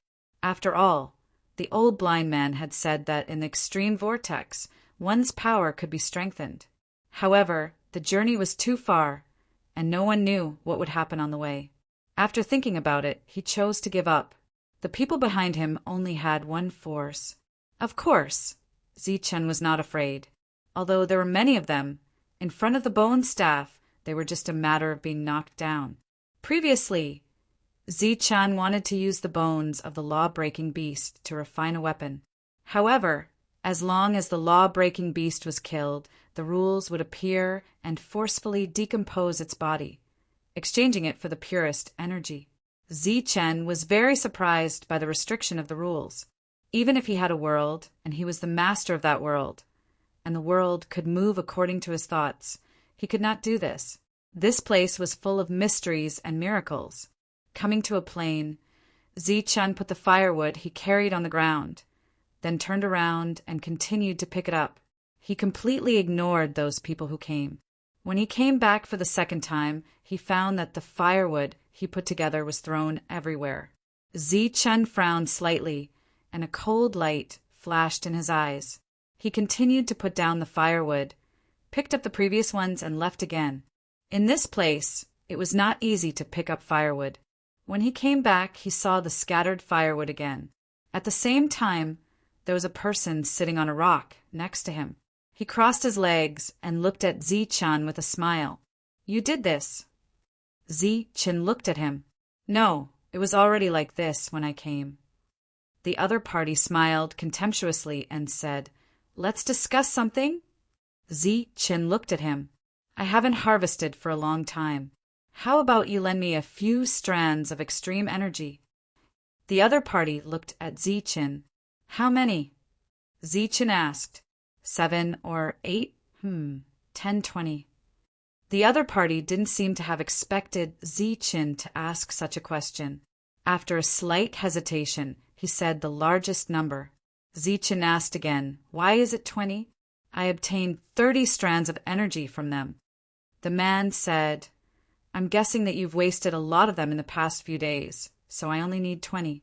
Give me 20 strands of energy, and I'll leave." Zi Chen put down the firewood and piled it up beside him. He said casually, "Didn't you say you wanted to borrow it?" A hint of anger immediately appeared on the man's face. "Are you playing dumb with me? I'm already very patient. Don't be so shameless." He took out the wooden sword from behind him, stood up, and pointed it at Zichen. "If you don't want to die, hurry up and take it out." "Are you sure you don't want to call the others out?" Zichen was still piling up rocks. "If we don't call them out now, we might not have the chance later." The man's expression changed. He naturally knew Zichen's methods. In the end, he gritted his teeth and said, "Cut the crap." "You!" Before he could finish, Zichen turned around and pounced on him like a cheetah. Zichen's speed was so fast and unexpected that the other party couldn't react in time. His body fell heavily to the ground. Zichen took advantage of the situation and sat on him. His fists flew, constantly swinging and punching his body. The punches fell like rain, and the sound of punches rang out continuously. The other party wanted to curse, but at that moment, Zichen used his left hand to snatch the wooden sword from the other party's hand. Then he slashed the other party's neck. His strength began to fade rapidly. His eyes were fixed on Zichen. "Why do you have to do this?" Zichen glanced at him, then stood up. The man clutched his neck with one hand and used the other to refine the energy in a panic. At this moment, he didn't even dare to scream, because he was worried that he would lose too much of his life. Pooh! After standing up, Zichen stabbed the long sword into the other party's chest again. The long sword pierced through the heart and into the ground. The man's body began to tremble. His eyes widened to the limit. With this kind of injury, even if he had strength in both hands, he couldn't save his life. "Why do you have to do this?" Zichen walked back and began to fiddle with the branches. He divided them up one by one for use at night. A few people appeared in the distance, but they didn't dare to approach. They stood there, looking at the scene in shock. The man's body continued to struggle. He was extremely unwilling. In the end, his body disappeared into thin air. Only a wooden sword remained, piercing the ground. Zichen placed the firewood in piles. There were a total of 7 piles. There were 6 piles on the sides and 1 pile in the middle. He deliberately enlarged the range of the firewood. While he was doing this, the others stood in the distance. Looking at the calm Zichen, these people had an indescribable feeling. The disappearance of their companion was a great blow to their hearts. After doing all this, Zichen was clearly exhausted. However, he wasn't in a hurry to recover. In the past, he didn't know anything about this place. The unknown made him afraid. But now he understood the situation here and even understood the situation of the others. Naturally, he wasn't afraid. The bone rod was his greatest advantage. The sealed heart could also help him recover. That was why Zichen was fearless now. Zichen sat down cross-legged and habitually began to cultivate, even though he knew it was useless. In another direction, Tommy and the others stood there. Naturally, they didn't look happy. They had killed one person so quickly and scared the other team. This was very troublesome. "We can't do it without a leader," Derek said in a deep voice. "The few of us have to do it. Together with the 6 of them, there's a total of 12 people. Can't we kill one person?" Tommy was still a little hesitant. He recalled the scene when Zichen fell to the ground last time. There were more than a dozen law-breaker beasts eyeing him. How did he survive? "Don't be so wishy-washy. If we don't kill him now, we'll be killed by him in the future." Derek was the only one in the group who had attacked Zichen. Therefore, he knew that even if Zichen was willing to let the others go, he wouldn't let him go. He walked out. Everyone wanted to kill him. They just needed someone to take the lead. He was willing to be the one taking the lead. After Derek walked out, the expressions of Tommy's and the others changed. "Zichen!" Derek yelled. Zichen opened his eyes and looked at him. Derek walked forward. Tommy and the others could only follow behind him. As soon as these people moved, those who were watching from the sidelines also moved forward. Zichen estimated that there were a total of 12 people. If it were 12 lawbreaker beasts, he might be afraid. However, he wasn't afraid of 12 people. Chapter 4991. Looking at the crowd, Zi Chen's expression was relaxed. There was a faint smile at the corner of his mouth, but his eyes were gradually turning cold. Zi Chen, today is the day you die. Derek shouted. His saber had already been snatched away by Zi Chen, and he had found another one from somewhere. Is that so? Zi Chen put down the long stick in his hand and switched the wooden saber in his right hand to his left. He looked at Derek. I haven't killed you yet, but I didn't expect you to come to your deaths. Cut the crap. We didn't kill you last time, but we'll definitely kill you today. Derek approached and kicked away the firewood that Zi Chen had piled up. The others approached and cleared the firewood in their respective directions, but they didn't immediately attack. Instead, they surrounded Zi Chen. Zi Chen looked around and slowly turned in a circle. He stared at the other 6 people. It's understandable that the 6 of them are courting death. Why do the 6 of you have to do this? A man with a wooden sword sneered. If we were afraid of you before, we would have been afraid of you. But after you said that, it means that you don't have the confidence and you can't live. Your confidence is really unique. Zi Chen glanced at him, then looked at the other 5 people. I'll give you a chance. If you leave now, I can pretend that nothing happened. Humph! Deliberately mystifying. Do you think we're scared? A man with a saber snorted. Birds die for food and men die for wealth. Since you've made your choice, I'll kill you first. Zi Chen said the 6 of them deserve to die. You're just courting death. You talk too much. Derek's voice came from behind. The wooden saber in his hand slashed down, bringing with it a sharp sound of wind. The smile on Zi Chen's face disappeared at this time, and it became incomparably cold. This was because the moment Derek moved, the others followed suit. Obviously, they planned to gang up on him. With each person taking a saber, it would be 12 sabers. The reason why he was so confident was because he firmly believed that Zi Chen's saber would not be able to kill them. Zi Chen did not use his saber. Instead, he took out his bone staff. The moment the bone staff touched his hand, an oppressive aura spread out. Turning around, his entire body, along with the bone staff, landed on Derek's body. A misty light scattered, and the wooden blade in Derek's hand, as well as half of his head, disappeared in the light. Shwa! Then, Zi Chen continued to swing the bone stick, spinning it in a circle. Wherever the bone cudgel passed, weapons would be destroyed one after another. At the same time, there were some people who had gotten too close to the front and even lost their arms. Such a scene caused everyone's hearts to be alarmed, and they immediately retreated. At this moment, Zi Chen's figure flashed, and he looked at the man who had spoken earlier. The man's face was filled with fear as he retreated. Zi Chen said coldly, I said that I would kill you first. Naturally, I have to keep my word. As soon as he finished speaking, the bone club smashed down. The other party was extremely frightened and raised his arm to block. Wang!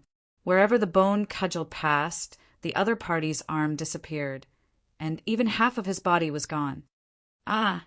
The other party screamed in fear, his voice filled with hysterical fear. There was no way to save such an injury. Seeing this, the others retreated again in fear. You want to leave? Is that possible? Zi Chen's expression was cold. He moved forward again, and the bone cudgel landed on the second person. With a loud bang, the other party's body was sent flying. When he landed on the ground, a part of his body had disappeared. The other party immediately took out a portion of extreme energy and tried to refine it in fear. The weapon in Zi Chen's hand was too terrifying.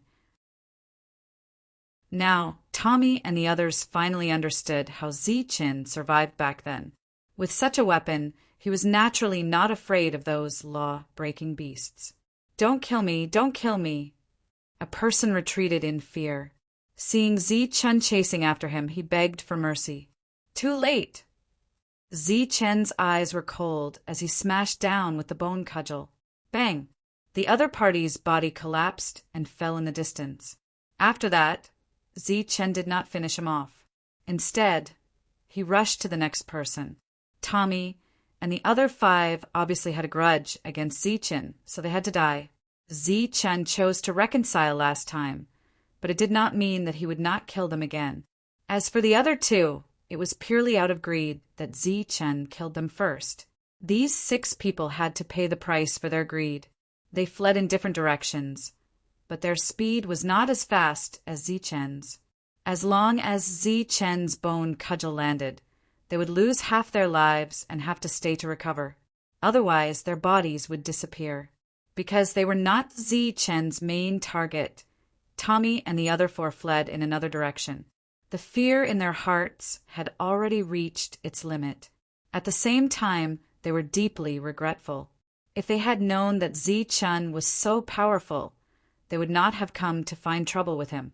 Now all of them were going to die, but at the same time, there was also a doubt in their hearts. Why did Zichen have a bone cudgel? Whether it was a human or a law-breaking beast, after death, their bodies could not exist in this world and would immediately disappear. Bang! The last person fell. Zichen turned his head and looked at Tommy and the other 4.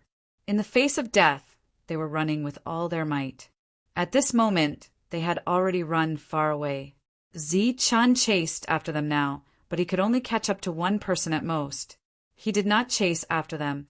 Instead, he put away the bone cudgel and walked toward the few who were still alive and desperately recovering. Don't kill me, Zichen, please don't kill me. I have power. I can give you power. A person fell to the ground, part of his body missing. At this moment, seeing Zichen walking over, he immediately begged for mercy. I gave you a chance, but unfortunately, you did not cherish it. Zichen raised his wooden saber and slashed forward. Puff! The other party's head left his body. This was a fatal injury. No matter how much extreme energy he used, it could not save his life. The next moment, his body disappeared. Then, Zichen held the wooden saber in his hand and walked to the side. Everyone was either begging for mercy or cursing. Zichen walked past them and killed them one by one. In the end, Zichen came in front of Derek. The other party was still desperately struggling to survive. Even if I die, you will die too. Seeing Zichen approaching, Derek knew that he had no hope of survival. He said coldly, "Your weapon is extraordinary, but they all ran away. In order to survive, they will definitely send the news back. Perhaps others do not dare to deal with you, but the city, Lord, does. So you will still die in the end." Zichen was amused when he heard this. "You are also a weirdo. Not only did you die, but you also want your companions to die with you." "Companions, my ass. We are just using each other. I met you that day. If you were not there, it would have been one of the 6 of us." In Zichen's hand, the wooden saber slashed. Derek died and disappeared. Chapter 4992. Tommy and the other 4 fled back in a sorry state. Zichen's combat strength was too frightening. Even if they were given a few more guts, they would not dare to target Zichen again. The regret in their hearts had long reached the extreme. If they had known this would happen, they would not have come again no matter what. But now, the 2 sides were already at the point of no return. As long as Zichen did not die, the few of them would definitely die. They even guessed that Zichen, who came back again, would definitely block the door again. So after returning to the city, Tommy and the others immediately shouted, "Murder! Zichen killed people outside!" Many people walked out of their rooms when they heard the news and saw Tommy and the other 4. Derek was gone. Jacker and the people in his team were all killed by Zichen. Tommy and the others shouted again and again. When Zichen left, 2 teams of people followed him out. Everyone naturally guessed what they were going to do. They did not expect to lose a team of people so quickly. For a moment, everyone was very shocked. So many people, how did they all die? Zichen has a weapon made of bones. It's very terrifying. That's an invincible weapon. Wooden soldiers will break when they are swept by it. That weapon is too terrifying. It's invincible. Hearing the shouts of these people, many people's faces changed. What bone soldier? Nothing can exist in this world. How can there be a bone soldier? Everyone was shocked. No wonder Zi-Chin dared to go out alone. It turned out that he had such a weapon with him. In that case, last time Zi-Chin blocked the door, he still hid his strength. Yes, that weapon is very terrifying. Tang Nisai and the others used the fear in their hearts to describe how powerful and terrifying that bone weapon was. They described in detail how extraordinary it was, and even added some details to their stories. Zi-Chen's combat strength is not strong at all. It's just that the bone soldier is too powerful. Without the bone soldier, any one of us can kill him. These people were working hard to introduce the extraordinariness of the bone soldier. The city lord appeared, and the old man. The city lord turned to look at the old man. What do you think? The old man said they said that because they wanted you to hear it. Maybe they thought you could kill Zi-Chin. The city lord asked, Then do you think I can succeed? The old man shook his head. Can't succeed? I don't know. The old man turned around and returned to his room. The bonfire burned and night fell. Zi-Chin sat there cross-legged. He had fully recovered from his previous consumption. Right now, he was considering whether or not he should return. The wooden soldiers that had been destroyed earlier were all thrown into the flames. These weapons were made of better materials and burned more vigorously. Gusts of chilly wind appeared, and law-breaking beasts appeared. Zi-Chen's eyes glinted. When he saw a law-breaker beast, he rushed forward quickly. The bone staff whistled through the air and struck the beast's head. The law-shattering beast let out a wail and tumbled into the distance. A light flashed beneath Zi-Chen's feet as he sped up. The second strike landed, and the lawbreaker beast howled in agony. After that he remained motionless. A small vortex of extreme energy appeared on its own. Infinite light shone like a small galaxy. Swish! The law-breaking beast disappeared, leaving behind 9 streams of energy. When Zi-Chin turned around, he found that there were already 3 law-breaking beasts here. With a roll, Zi-Chin quickly picked up the extreme energy on the ground. The skilled and daring Zi-Chin quickly charged towards the second lawbreaker beast. At this moment, the 3 law-breaking beasts all rushed towards Zi-Chin. With the bone staff in hand, Zi-Chin didn't have to worry about his life at all. His left hand recovered energy, and the bone staff in his right hand kept smashing around. In the blink of an eye, the 3 law-breaking beasts died one after another. This harvest was not small at all. With the immortal spiritual eye, the night here was like day for Zi-Chin. Zi-Chin picked up the energy on the ground and returned to the bonfire. He sat cross-legged and cultivated. Gusts of chilly wind blew around, but no law-breaking beast appeared. With the bone staff in hand, Zi-Chin opened his eyes from time to look around. Still, no law-breaking beast appeared, until the sky brightened, the bonfire extinguished by itself. Zi-Chin picked up the wooden blade and left. As for the wooden staff, it turned into flames last night and disappeared. After thinking about it, Zi-Chin decided to return to Lawbreaking City. Other things aside, at least it was a place to stay. After returning, Zi-Chin saw Tommy and the others. He didn't know what they were saying to others, but they looked very excited. When the 5 of them saw Zi-Chin, their hearts skipped a beat. However, considering that this was a city and fighting was prohibited, they weren't afraid. Zi-Chin walked towards Tommy with a cold expression. The others looked at Zi-Chin strangely. At first, Tommy didn't care. However, when he saw Zi-Chin walking towards him, his expression changed. What do you want? Zi-Chin didn't speak and kept walking forward. Tommy stood there and scolded angrily. Zi-Chin, do you know what you are doing? This is Lawbreaking City. Fighting is prohibited. Didn't you hear what the Castellan told you last time? Do you still have the castellan in your eyes? Zi-Chin continued walking. Tommy felt something was wrong and shouted, Castellan, Zi-Chun wants to fight here. He wants to break the rules. The others were looking at Zi-Chin. They didn't think that Zi-Chun would really dare to fight. At most, he was just scaring them. At this moment, Zi-Chin took out the bone staff and smashed it down. Bang!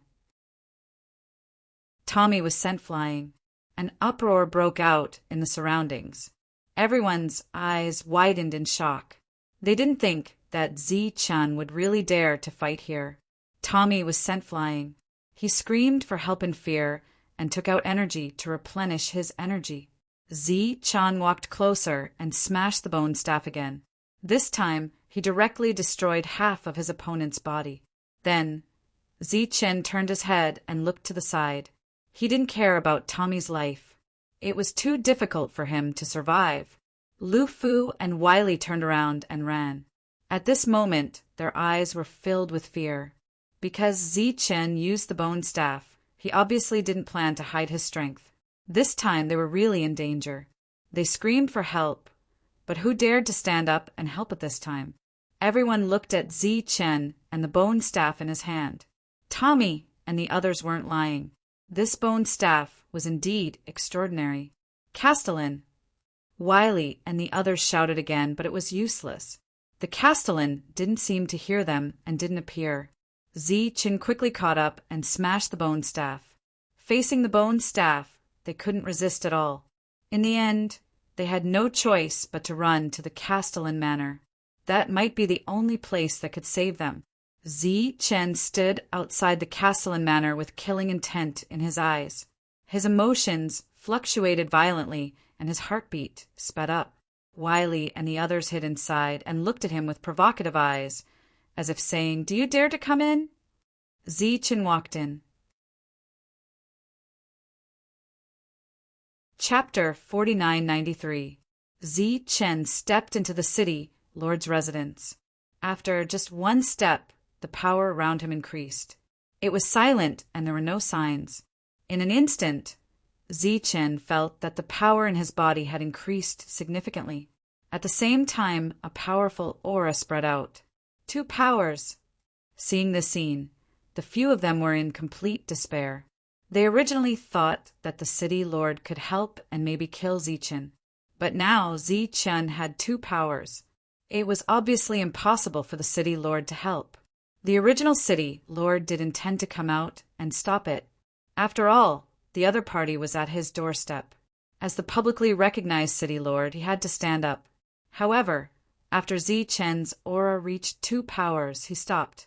He no longer cared about what was happening outside. The cries for help quickly turned into curses. They were not cursing Zi-Chin, but the city lord. The curses quickly disappeared. Zi-Chin cupped his fists in the direction of the city lord's room, apologized, put away the bone staff, and left. When he walked back to his residence, everyone looked at Zi-Chin in shock. 2 powers. His realm was comparable to the city lord's. Moreover, he had the bone staff. Perhaps even the city lord was no match for him. Zi-Chin returned to his room and sat cross-legged. Zi-Chin closed his eyes. Around him, countless precepts appeared. He had never seen these laws before. At this moment, they appeared one by one. However, they were very blurry. They flashed past his eyes like flowing light. This scene was like Zi-Chin standing in the Milky Way again and seeing infinite light. This feeling had been there since he broke through. That was why he hurried back. He did not know what this meant, but he felt that he had to make a choice. The countless rays of light represented the power of countless laws in the Milky Way. At this moment, Zi-Chin had a feeling that he should go to the Milky Way again to take a look. It seemed that everything he had encountered after coming here was related to the Milky Way.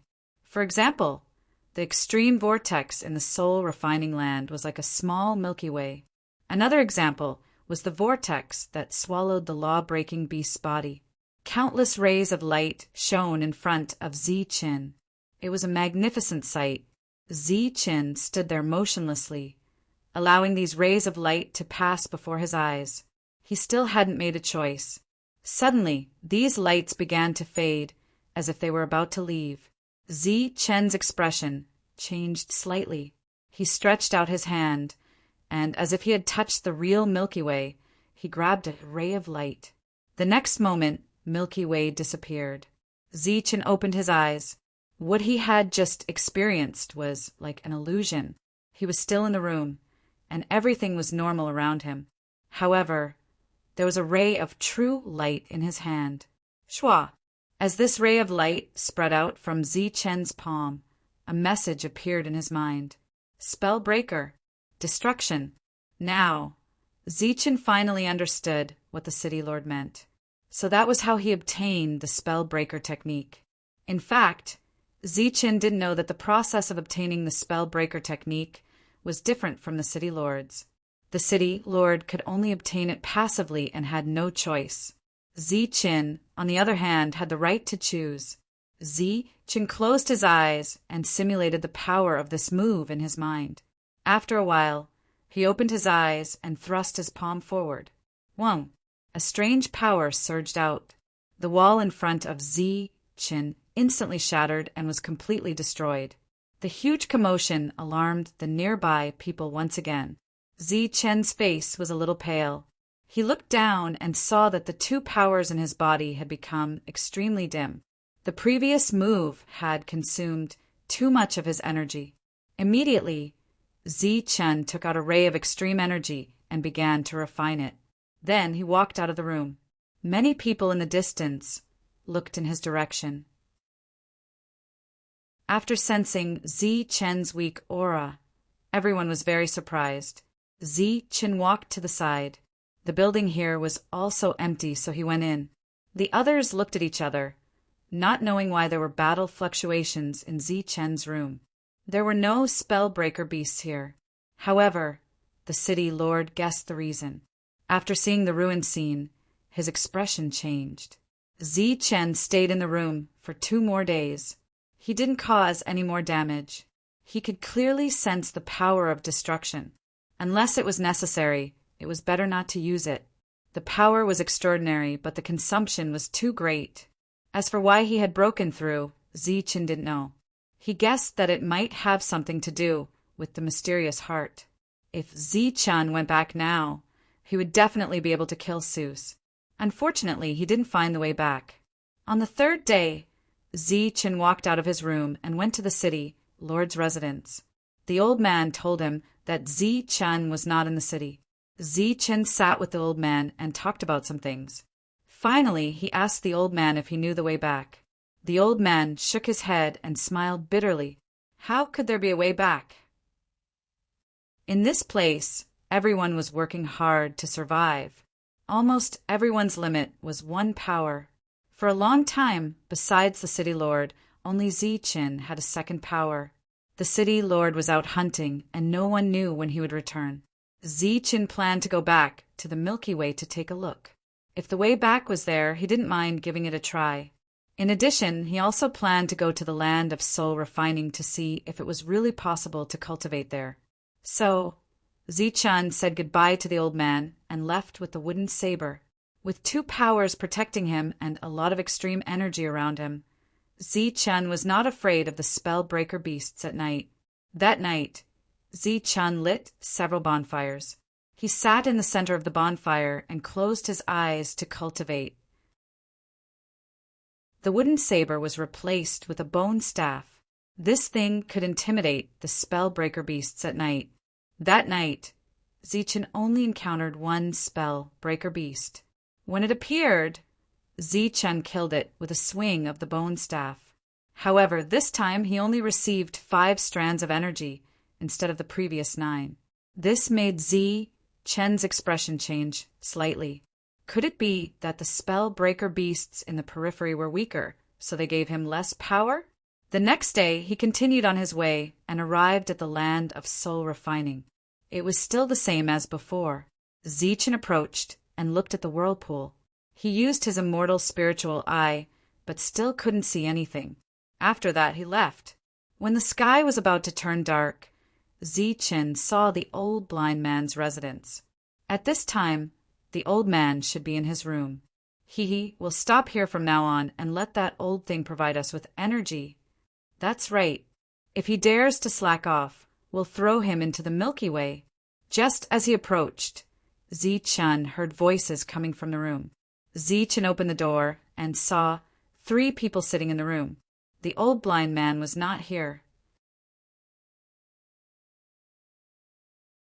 Chapter 4994. Get out!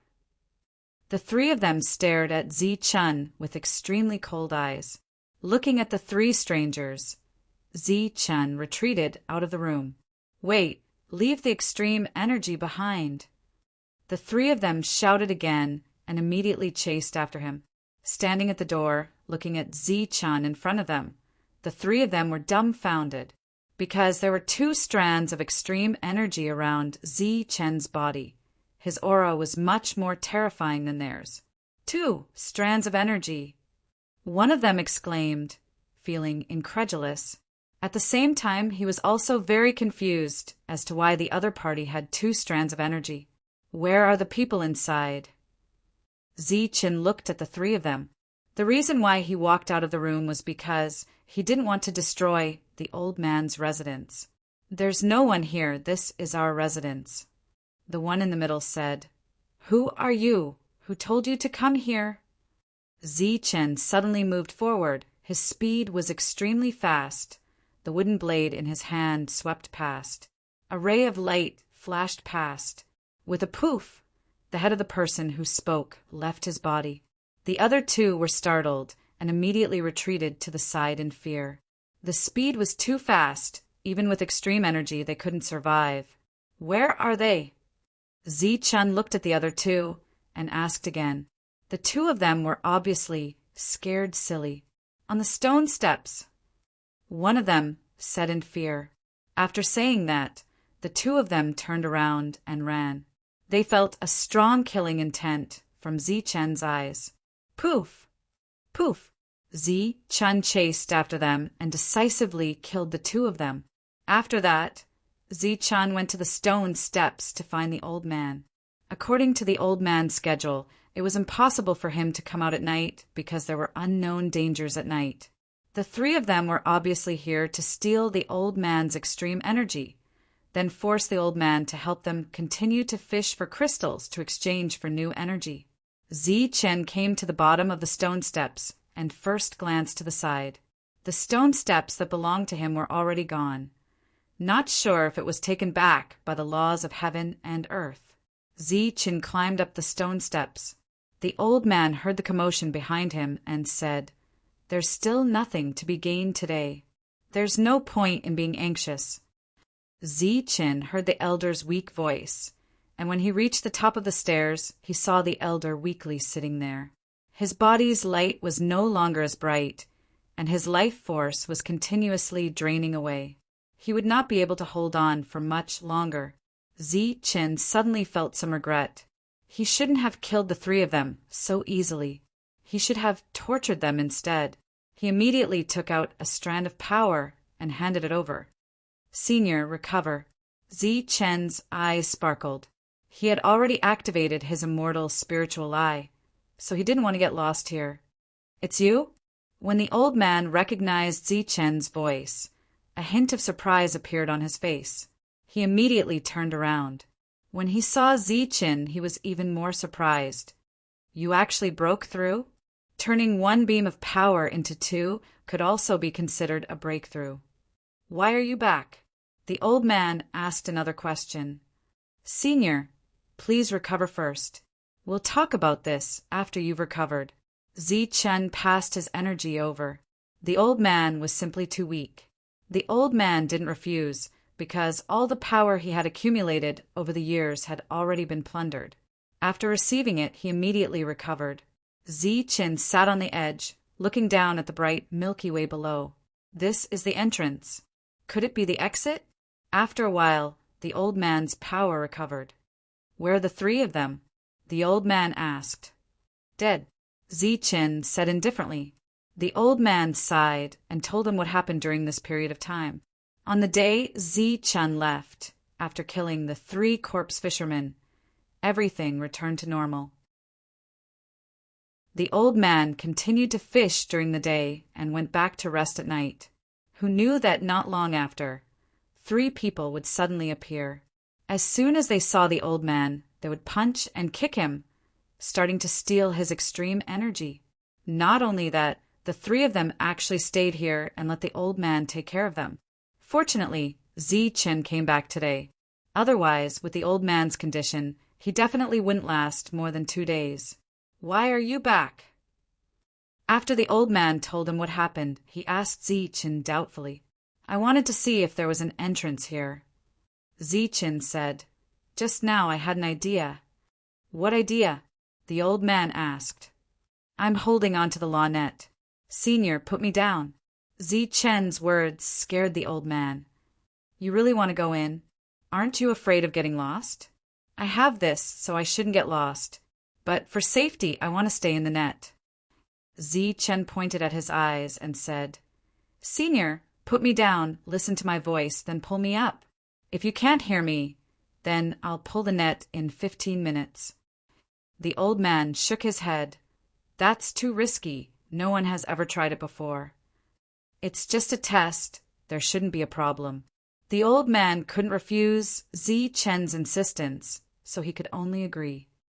Chen adjusted his aura, ensuring that he was in peak condition before going into the net himself. The old man had also recovered. He slowly put Chen into the Milky Way. Chen's immortal spirit looked around. He was getting closer and closer to the Milky Way, and there was infinite light in front of his eyes. This scene was very much like choosing a Dharma breaker technique. Countless rays of light represented countless Tao rules. There were no other abnormalities around, and the Milky Way was still flowing quickly. Chen touched the Milky Way, and in an instant, countless laws gathered towards his body. His feet gradually crystallized the moment they touched the Milky Way and were baptized. Chen's expression changed. He thought of the crystals he had fished up and immediately shouted, Senior, pull me up! He was still falling. Chen shouted a few more times, but there was still no response.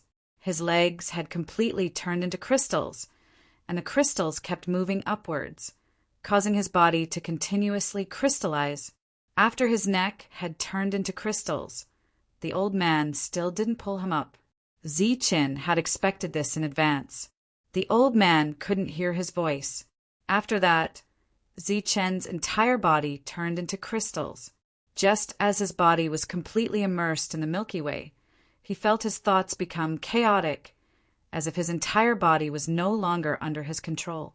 This feeling was familiar, but he couldn't remember where he had seen it before. At this moment, apart from this chaotic feeling, the only thing that comforted Chen was that his heart was still beating, and his thoughts were still running. This meant that he hadn't lost himself, or had not completely crystallized.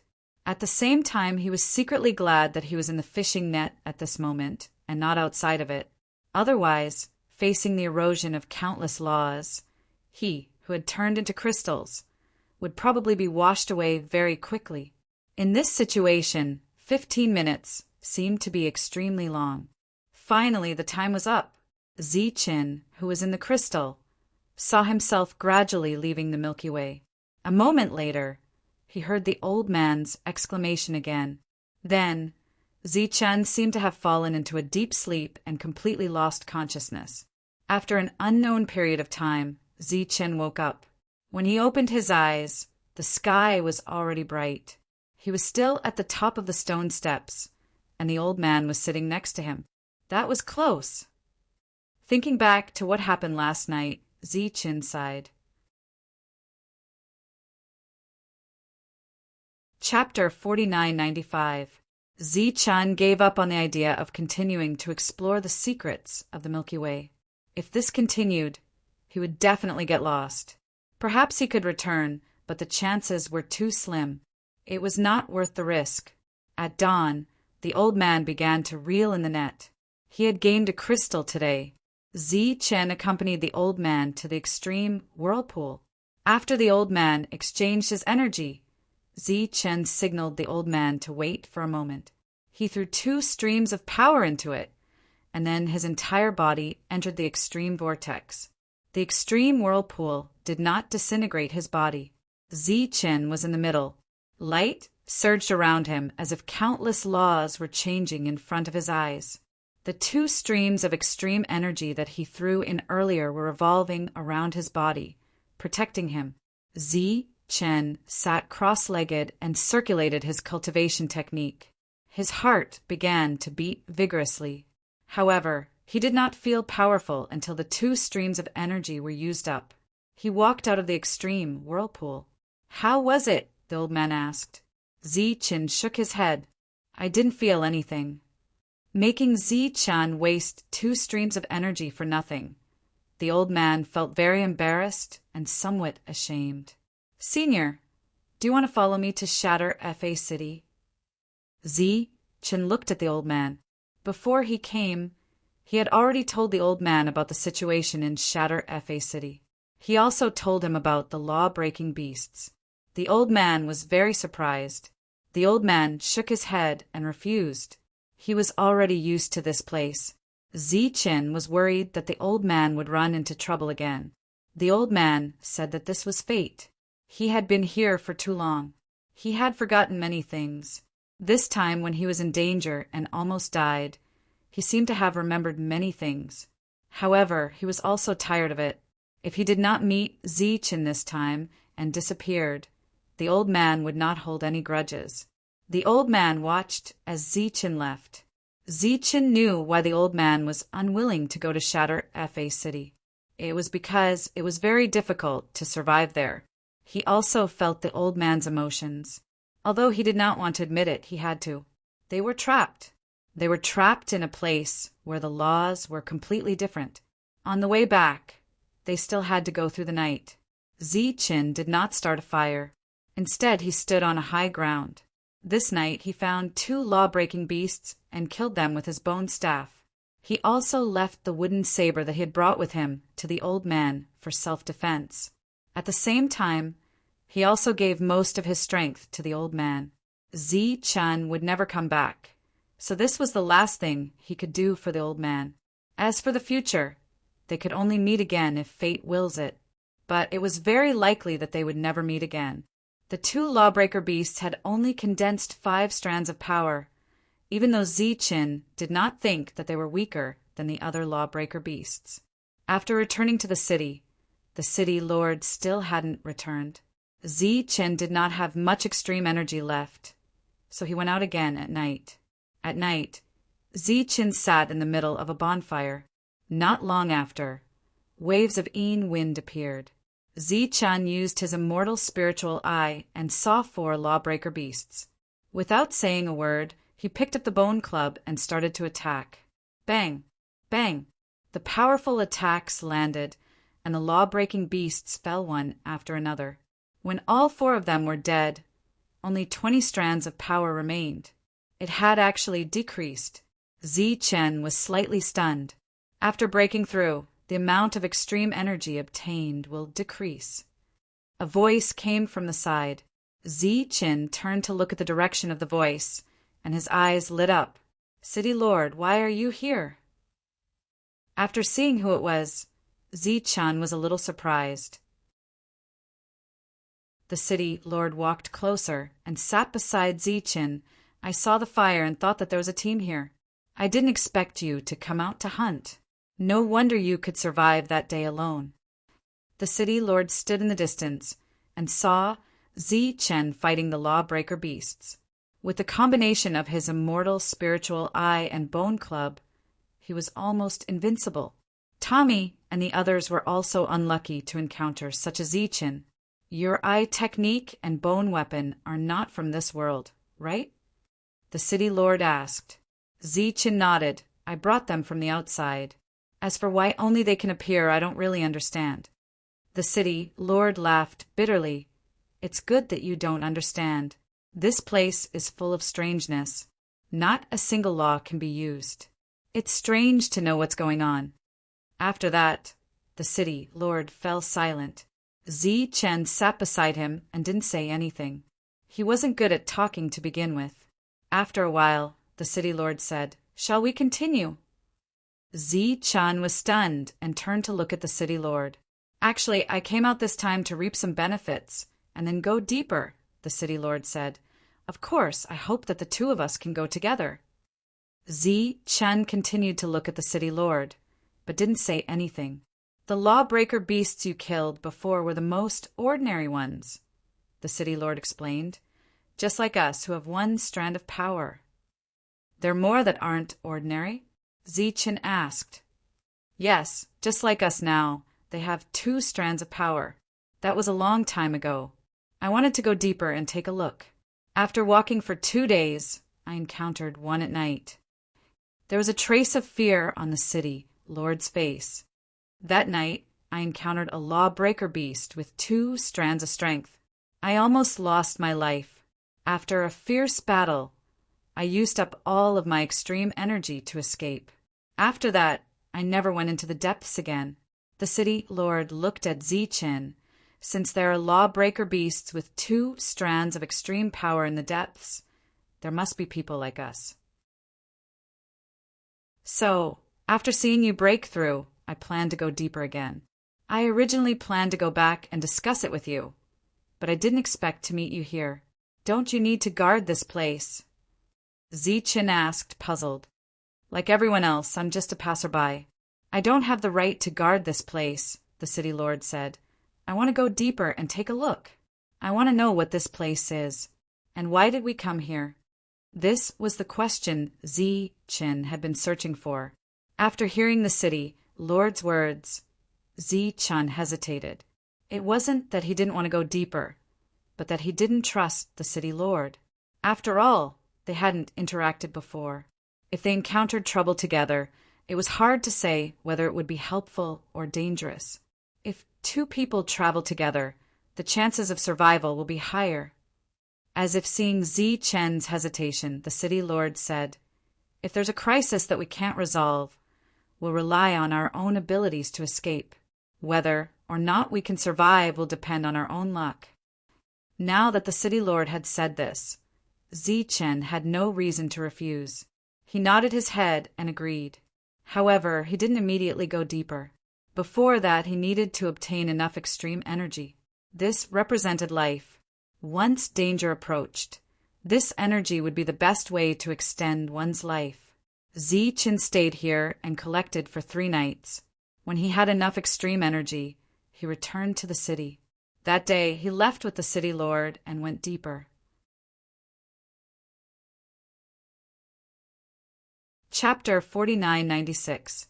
Zi-chan followed Miao Pingyun into the depths of the forest. During the day, Miao Pingyun told Zi-chan some of the things he knew. In this place, there was usually no danger during the day. At night, the 2 lit bonfires. Just like in the outer perimeter, there were a total of 7 bonfires. Zi-chan sat cross-legged and quietly cultivated. Miao Pingyun said that this was his first night on guard duty. In any case, he didn't dare to sleep in this place.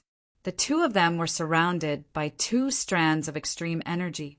At the same time, they also held extreme energy in their hands.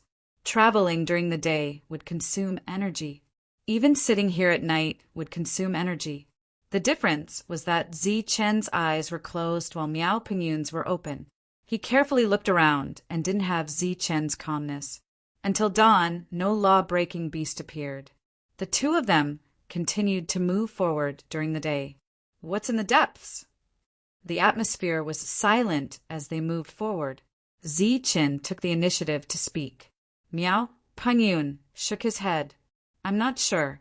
Last time, we walked for 3 days and came back when we encountered danger. But I believe that there must be others inside." Zi-chan looked around. This was a desert. There were very few plants on the ground. It was difficult to find something to start a fire. That night, there were only 3 bonfires. When it was Zi-chan's turn to keep watch, he opened his eyes and looked ahead. Occasionally, he would turn his head and look around. 2 of the bonfires were placed 5 zhang away. The remaining one was beside him. Miao Pengfei couldn't sleep. He talked to Zi-Chen for a while and took out energy to recover. Zi-Chen looked around occasionally. Sometimes he would use his immortal spiritual eye to look into the distance. That night it was still safe. Zi-Chen was a little disappointed that they didn't encounter any law-breaking beast. Fortunately, he was well prepared and had enough extreme energy. He didn't have to worry about running out in a short time. On the third night, there was only one bonfire left. It was Miao Pengfei's turn to keep watch. At night, there was a sudden shout. When Zi-Chen opened his eyes, he saw two law-breaking beasts. Miao Pengfei stepped forward and pushed one of them back. Then he clenched the wooden blade in his left hand and slashed at the other. This was the first time that Zi-Chen saw the city lord fight. He also noticed that these two were ordinary law-breaking beasts, so he didn't help. The two law-breaking beasts besieged the city lord, but still didn't gain the upper hand. After the wooden blade slashed its body, when finally one of them fell, then the city lord killed the second one. Compared to Ziz's the bone, the wooden blade, two law-breaking, only 8 of their powers, 8 left. Their numbers were fewer in number. He was he. The bone cudgel appeared in his hand in an instant and smashed forward.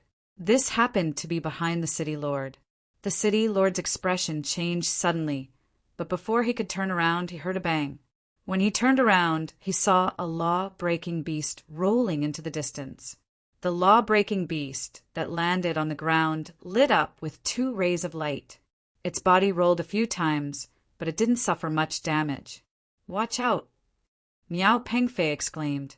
The law-breaking beast with 2 rays of power pounced at Zi-Chen. Zi-Chen stood where he was, raised the bone stick in his hand, and smashed it at the beast's head.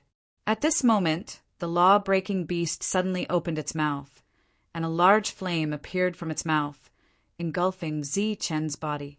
When the flame came, Zi-Chen blocked it with the bone stick in his hand and immediately retreated. A huge force fell on the bone stick. It was the law-breaking beast's mouth, biting it. Compared to the law-breaking beasts with 1 ray of power, the 2 rays of power were more ferocious and didn't seem to be afraid of the bone stick's aura. Zi-Chen quickly retreated. At this moment, a fierce aura appeared beside him. The wooden saber emitted a bright light and slashed at the law-breaking beast. Puff! A bloody wound appeared on the back of the law-breaking beast, and blood immediately flowed out from the wound. The law-breaking beast let go of its mouth and fell to the ground. "Zi-Chen, are you okay?" Miao Pengfei shouted worriedly. "I'm fine." Zi-Chen's voice sounded.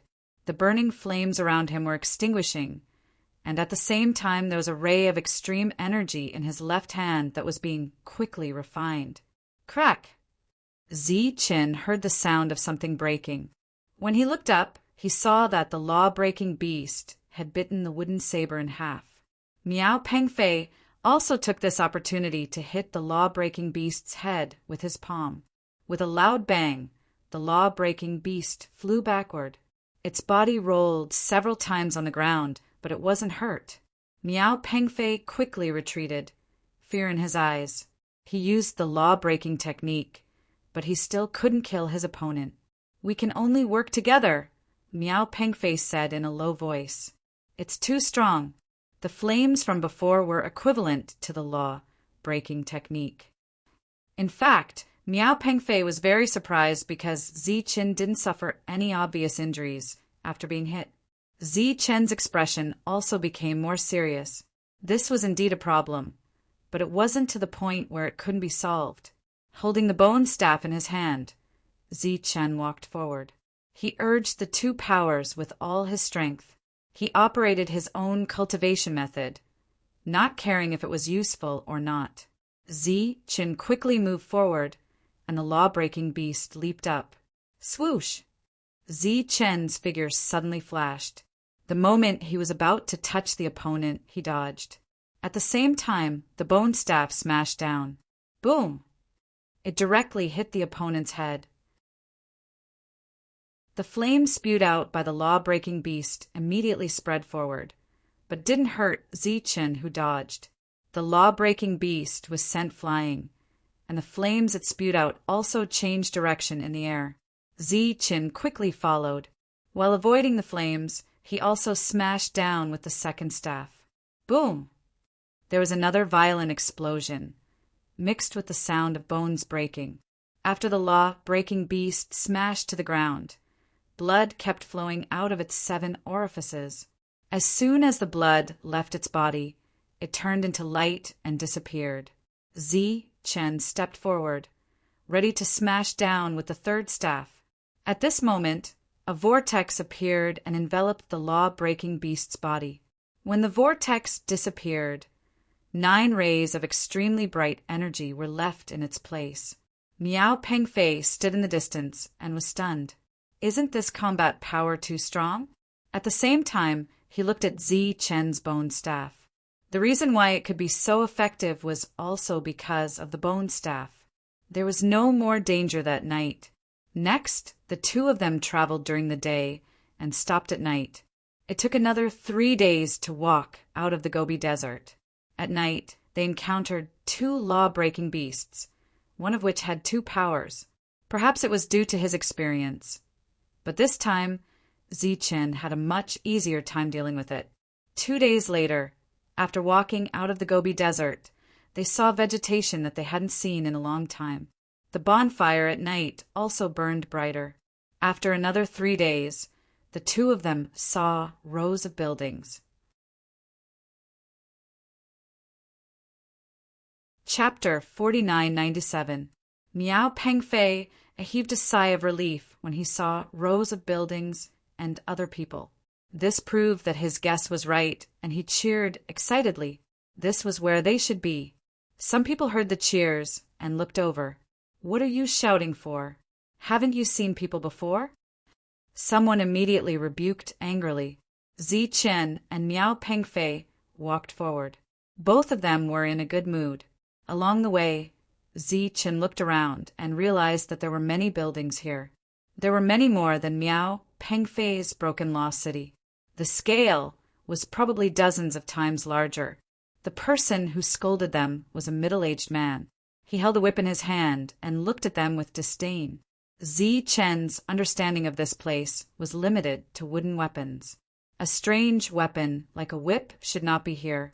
Around his body there were also 2 forces. I thought we had 2 cannon fodders. I didn't expect them to be 2 forces. The man sneered and said, Then you're qualified to be warriors. You don't have to mine. Join the team tomorrow and go hunting. Where is this place? Miao Pengfei walked closer and asked curiously. Where is this place? The man sneered and said, A place where people are eaten. Where is this place? Miao Pengfei asked again. Slap. The man lashed the whip in his hand at Miao Pengfei's face impatiently. You talk too much. Just do what I tell you to do. Why are you so talkative? Zichen had been watching the man, so he pulled Miao Pengfei away the moment the man attacked. The whip cracked in the air, and the man's face turned cold. You dare to dodge? After that, the man waved the long whip in his hand and lashed at the 2 of them. Zichen and Miao Pengfei retreated. This was an unknown place, and they did not want to cause trouble. But the middle-aged man saw this and became even more aggressive. Dodge. Let's see how long you can dodge.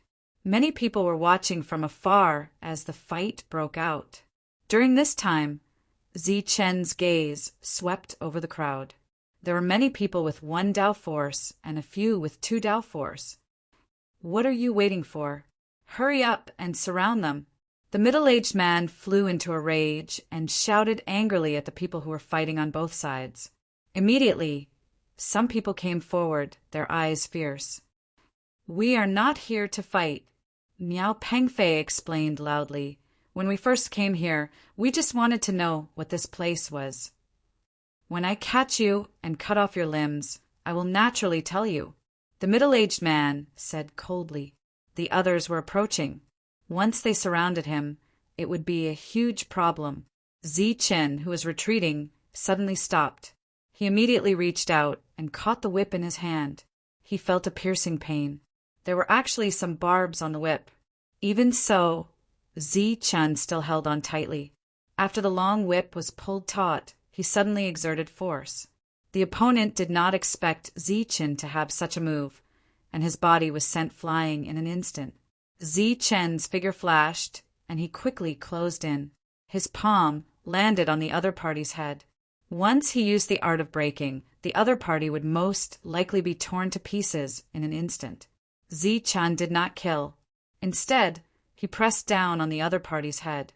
The long whip in his other hand immediately wrapped around the other party's body. When the people around saw this, they were stunned. The last part of the whip in Zi-Chen's hand directly strangled the other party's neck. He shouted to the two sides, "Who dares to come here?" Everyone was shocked. Clearly, they did not expect the other party to be so nimble. Ronald's combat strength was considered to be at the forefront of the second strength state. Otherwise, he would not have been a small steward here. However, he was subdued in just one move. Zi-Chen gradually exerted force. The barbs on the long whip had already pierced into the other party's neck. Ronald's life force began to dissipate. "Disperse them." Zi-Chen's eyes turned cold. "Disperse, disperse quickly." Ronald hurriedly waved his hand, dispersing the crowd. "Next, I will ask you a question, and you will answer it." Zi-Chun looked around. Miao Pengfei was standing behind Zi-Chen, guarding against the other two sides. At this point, there was nothing more to say. Zi-Chen asked, "Where is this place?"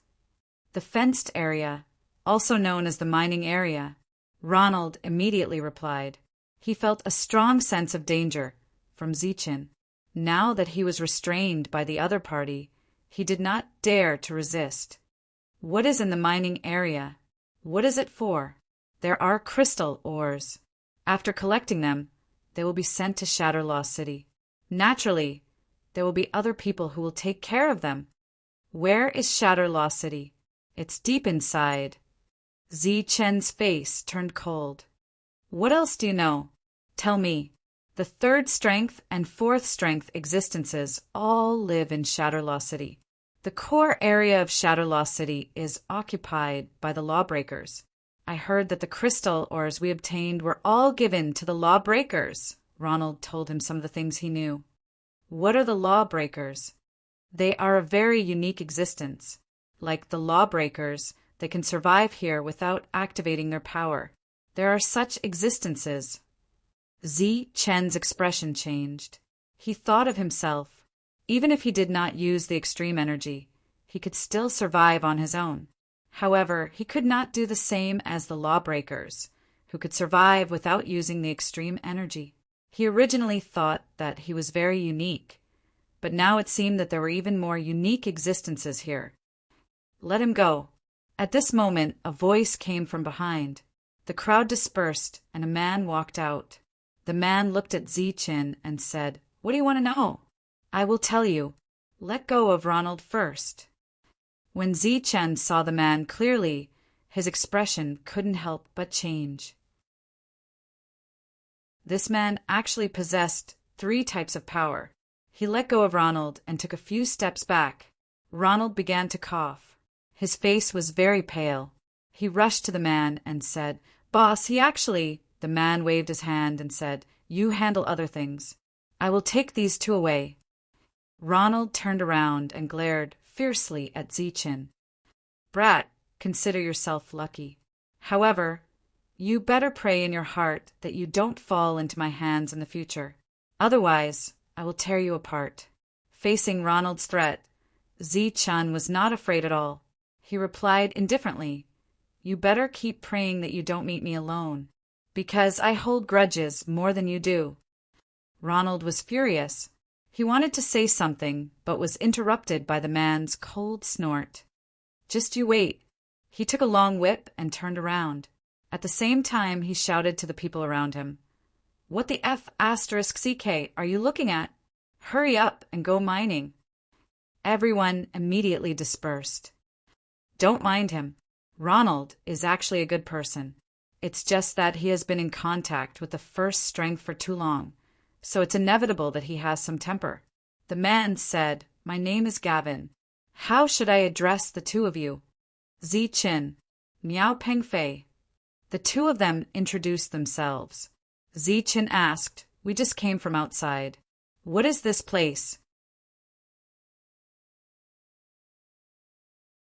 Chapter 4998. The place where Zi Chen used to live was also called Pofa City, and Miao Pengfei was the mayor there. The two places were obviously not the same and could not be mentioned in the same breath. Gavin pointed into the distance and said, "Look, that's Pofa City." The two of them turned around and saw a majestic city. Looking from afar, it looked like an ancient beast was crawling on the ground. Zi Qin estimated that they were very far away from the city, but he could still see the tall city walls. He could not believe what he saw when he got closer.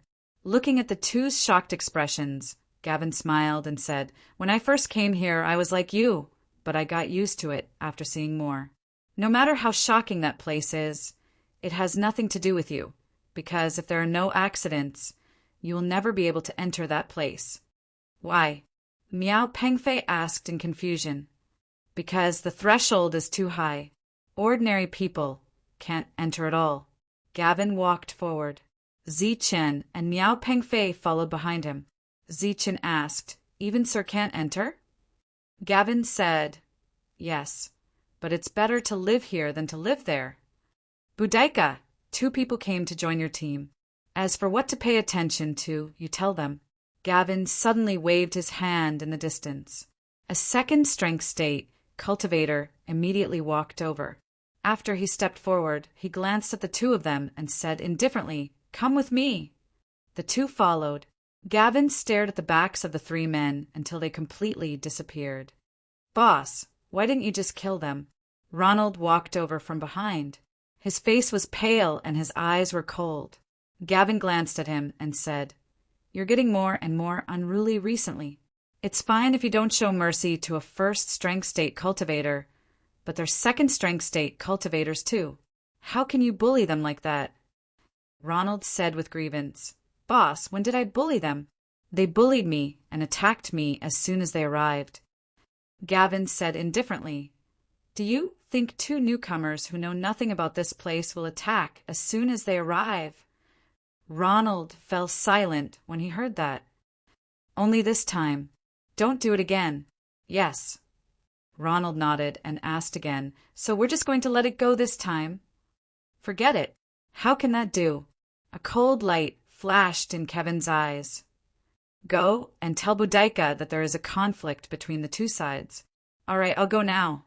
Ronald smiled and said, "That guy Budaika doesn't have any other abilities, but his ability to trick people is superb." Budaika led the 2 of them into the distance. As he walked, he said, "There are no big rules here.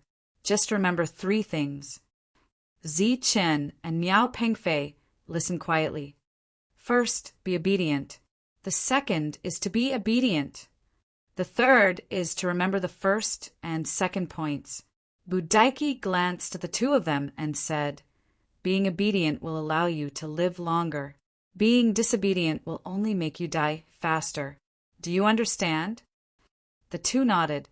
A cold light flashed in Budaika's eyes as he raised his voice. "I'm asking you, do you understand?" "Understood." Zi Qin and Miao Pengfei immediately replied. "Louder." "Understood." Budaika nodded in satisfaction. "Here, the first strength realm is cannon fodder. If there is any movement, they will die first. The second strength realm is considered high-level cannon fodder. They live in the periphery and guard the city for the big shots. Once the beast tide erupts, the high-level cannon fodder will be sent to their deaths." Budaika pointed behind him. "If you want to live a good life, go to that city. However, most people can't enter." "Sir, what do we need to do now?" Zi Chen asked. "That will be your kennel. You will stay here for the time being." Budaika glanced at Zi Chen and said, "As for the mission, it's nothing more than guarding the mine, or escorting other cannon fodder to the mine, or transporting crystals. In any case, it's all about guarding. Boudica waved his hand impatiently and said, "Every time you go out on a mission, if you survive, each person will be paid 2 strands of strength a day. If you die, it's nothing. All right, the 2 of you can scram now." With that, Boudica left without looking back. During this time he was cursing, but no one knew who he was cursing. Zichen and Miao Pengfei glanced at each other. The excitement they had when they saw other people was long gone. There were other people passing by, but all of them were in a hurry. There was no smile on their faces. "Since we're here, let's take it easy. Let's see what's going on here." Zichen turned and walked towards the room. The buildings here were not as good as Shatter Fa City. After entering the room, there were several air leaks. Miao Pengfei's room was not much better. "Boudica!" A voice called out to Boudica. This made him, who was already cursing, turn his head angrily. There were not many people who dared to call him by his name. "It's you." Looking at Ronald, the anger on Boudica's face faded a little. Ronald stepped forward and took out 2 strands of strength and gave it to Boudica.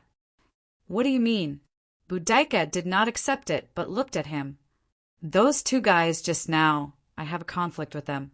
Ronald said, "What does your conflict have to do with me?" Boudica was disdainful. "Boss told me to come and tell you." Ronald said, "You should have a way, right?" "It's not easy." Boudica shook his head and looked troubled. "They're new here. They obviously won't offend anyone. With so many people watching, how can I?" Ronald took out 2 more strands of strength, a total of 4. "Boss specifically told me to find you. Don't be so humble. It's not like we don't know what you're capable of." "All right." Boudica smiled and put away the 4 strands of strength. "The edge mine needs a group of people to guard it. I think these 2 are very suitable." "Thank you very much." Ronald smiled. That was the most dangerous mine, other than the Shatter Fa beast. There were even more terrifying vanishing shadow beasts. Boudica put away his strength and immediately returned. He kicked open the door of the 2's room and shouted, "Get out, there's a new mission." The 2 immediately walked out. "You 2 follow the others to the edge mine. Stay there for a few days until the big shots come." When Zichen and Miao Pengfei walked out, they saw a group of more than 10 people already waiting there. After seeing the 2 of them arrive, many people looked at them strangely. "All right, let's go. Don't die." Boudica waved his hand as if he was shooing away flies. The group of 16 people set off. One of them had been there before, so he was in charge of leading the way. Zichen and Miao Pengfei followed in the group. The 2 of them felt helpless. They had come here, but they had to go on a mission before even seeing their reward. If they did not have energy left, they would not be able to last a few days in that place. It was dark, and they could not see their own fingers. Everyone decided to stop and rest. Everyone started to get busy. Some started a fire, some collected firewood. Suddenly, Zichen saw a black shadow appear from behind a person. The shadow reached out and grabbed the person's neck. Chapter 4999. Zichen stood there in a daze, his eyes staring straight ahead. Everyone else was moving, but he was the only one standing there. This scene was too strange. The black shadow had already stretched out its hands and grabbed that person's neck, but that person did not react at all. He was even joking. "Zichen, what's wrong with you?" Miao Pengfei saw that Zichen was not moving, so he pushed him lightly. "Buzz!" At this moment, a wave of energy appeared in front of them. That person's entire body was crystallized like a piece of crystal, emitting a strong light. The next moment, the light dissipated, turning into thousands of light spots. That person also disappeared. Only then did the others come to their senses and immediately guarded their surroundings. The annihilating shadow beast. It must be the annihilating shadow beast. There were even people shouting in panic, waving their weapons around in panic. They were extremely terrified. "Extinguish all the flames, quickly!" The person who was leading the way shouted at the crowd. Everyone was already in a panic. Hearing this, they extinguished the flames one after another, and the surroundings became dark again. The black shadow from before also disappeared. It did not leave, but disappeared. It was like a ghost that appeared out of thin air and then disappeared into thin air. Zichen saw the entire process of that person's death. The black shadow went forward, grabbed his neck, and sucked on his body. The next moment, a shadow flew out and was swallowed by the black shadow. That shadow seemed to be a soul. After that, his body crystallized and disappeared between heaven and earth. Everyone else was in a panic, but Zichen was still standing there in a daze. Miao Pengfei went forward and asked softly, "Did you see something?" Zichen shook his head slowly. The surroundings were very quiet. Everyone would hear their conversation. In order to avoid unnecessary panic, he decided not to say anything. "What's the annihilating shadow beast?" Zichen suddenly asked. "Shut up! Are you trying to get us killed?" The guide immediately shouted at Zichen. The others also stared at Zichen fiercely. At this moment, with the help of the light on everyone's bodies, Zichen realized that everyone was very frightened. Only he and Miao Pengfei were more confused. Unfortunately, no one was kind enough to explain the situation to them. Zichen looked around again. He didn't dare to use his immortal spiritual eye and only used his eyes to look around. In fact, he did not use his immortal spiritual eye earlier, but he was still able to see that shadow. The surroundings were very quiet. Even the sound of the wind could not be heard. It was so quiet that one could hear a pin drop. Almost everyone present could hear their own heartbeats. Everyone was nervous, and Zichen's expression became serious. Suddenly, Zichen moved. As soon as he moved, many people used their sharp gazes to warn him not to act recklessly. Ignoring everyone's warning looks, Zichen stepped forward and lit a branch, then threw it into the distance. The branch landed a few hundred feet away. As the light of the fire shone, law-breaking beasts appeared one after another. Seeing the flames, the law-breaking beasts were slightly startled and scattered. The warning looks immediately turned into fear.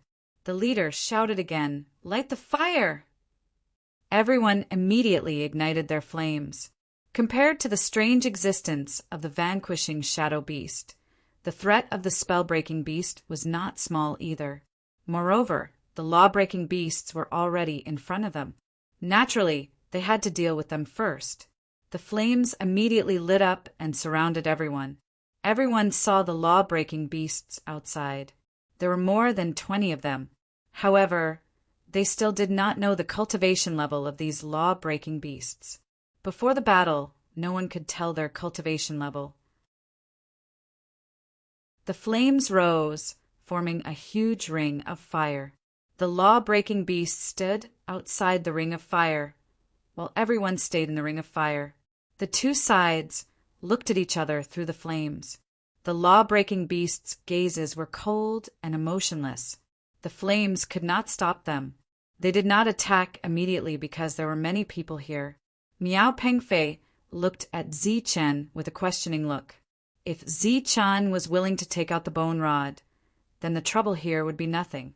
With Zichen's combat strength, he would be able to kill all these law-breaking beasts in a short time. However, if Zichen was hiding his strength, everyone would be in trouble.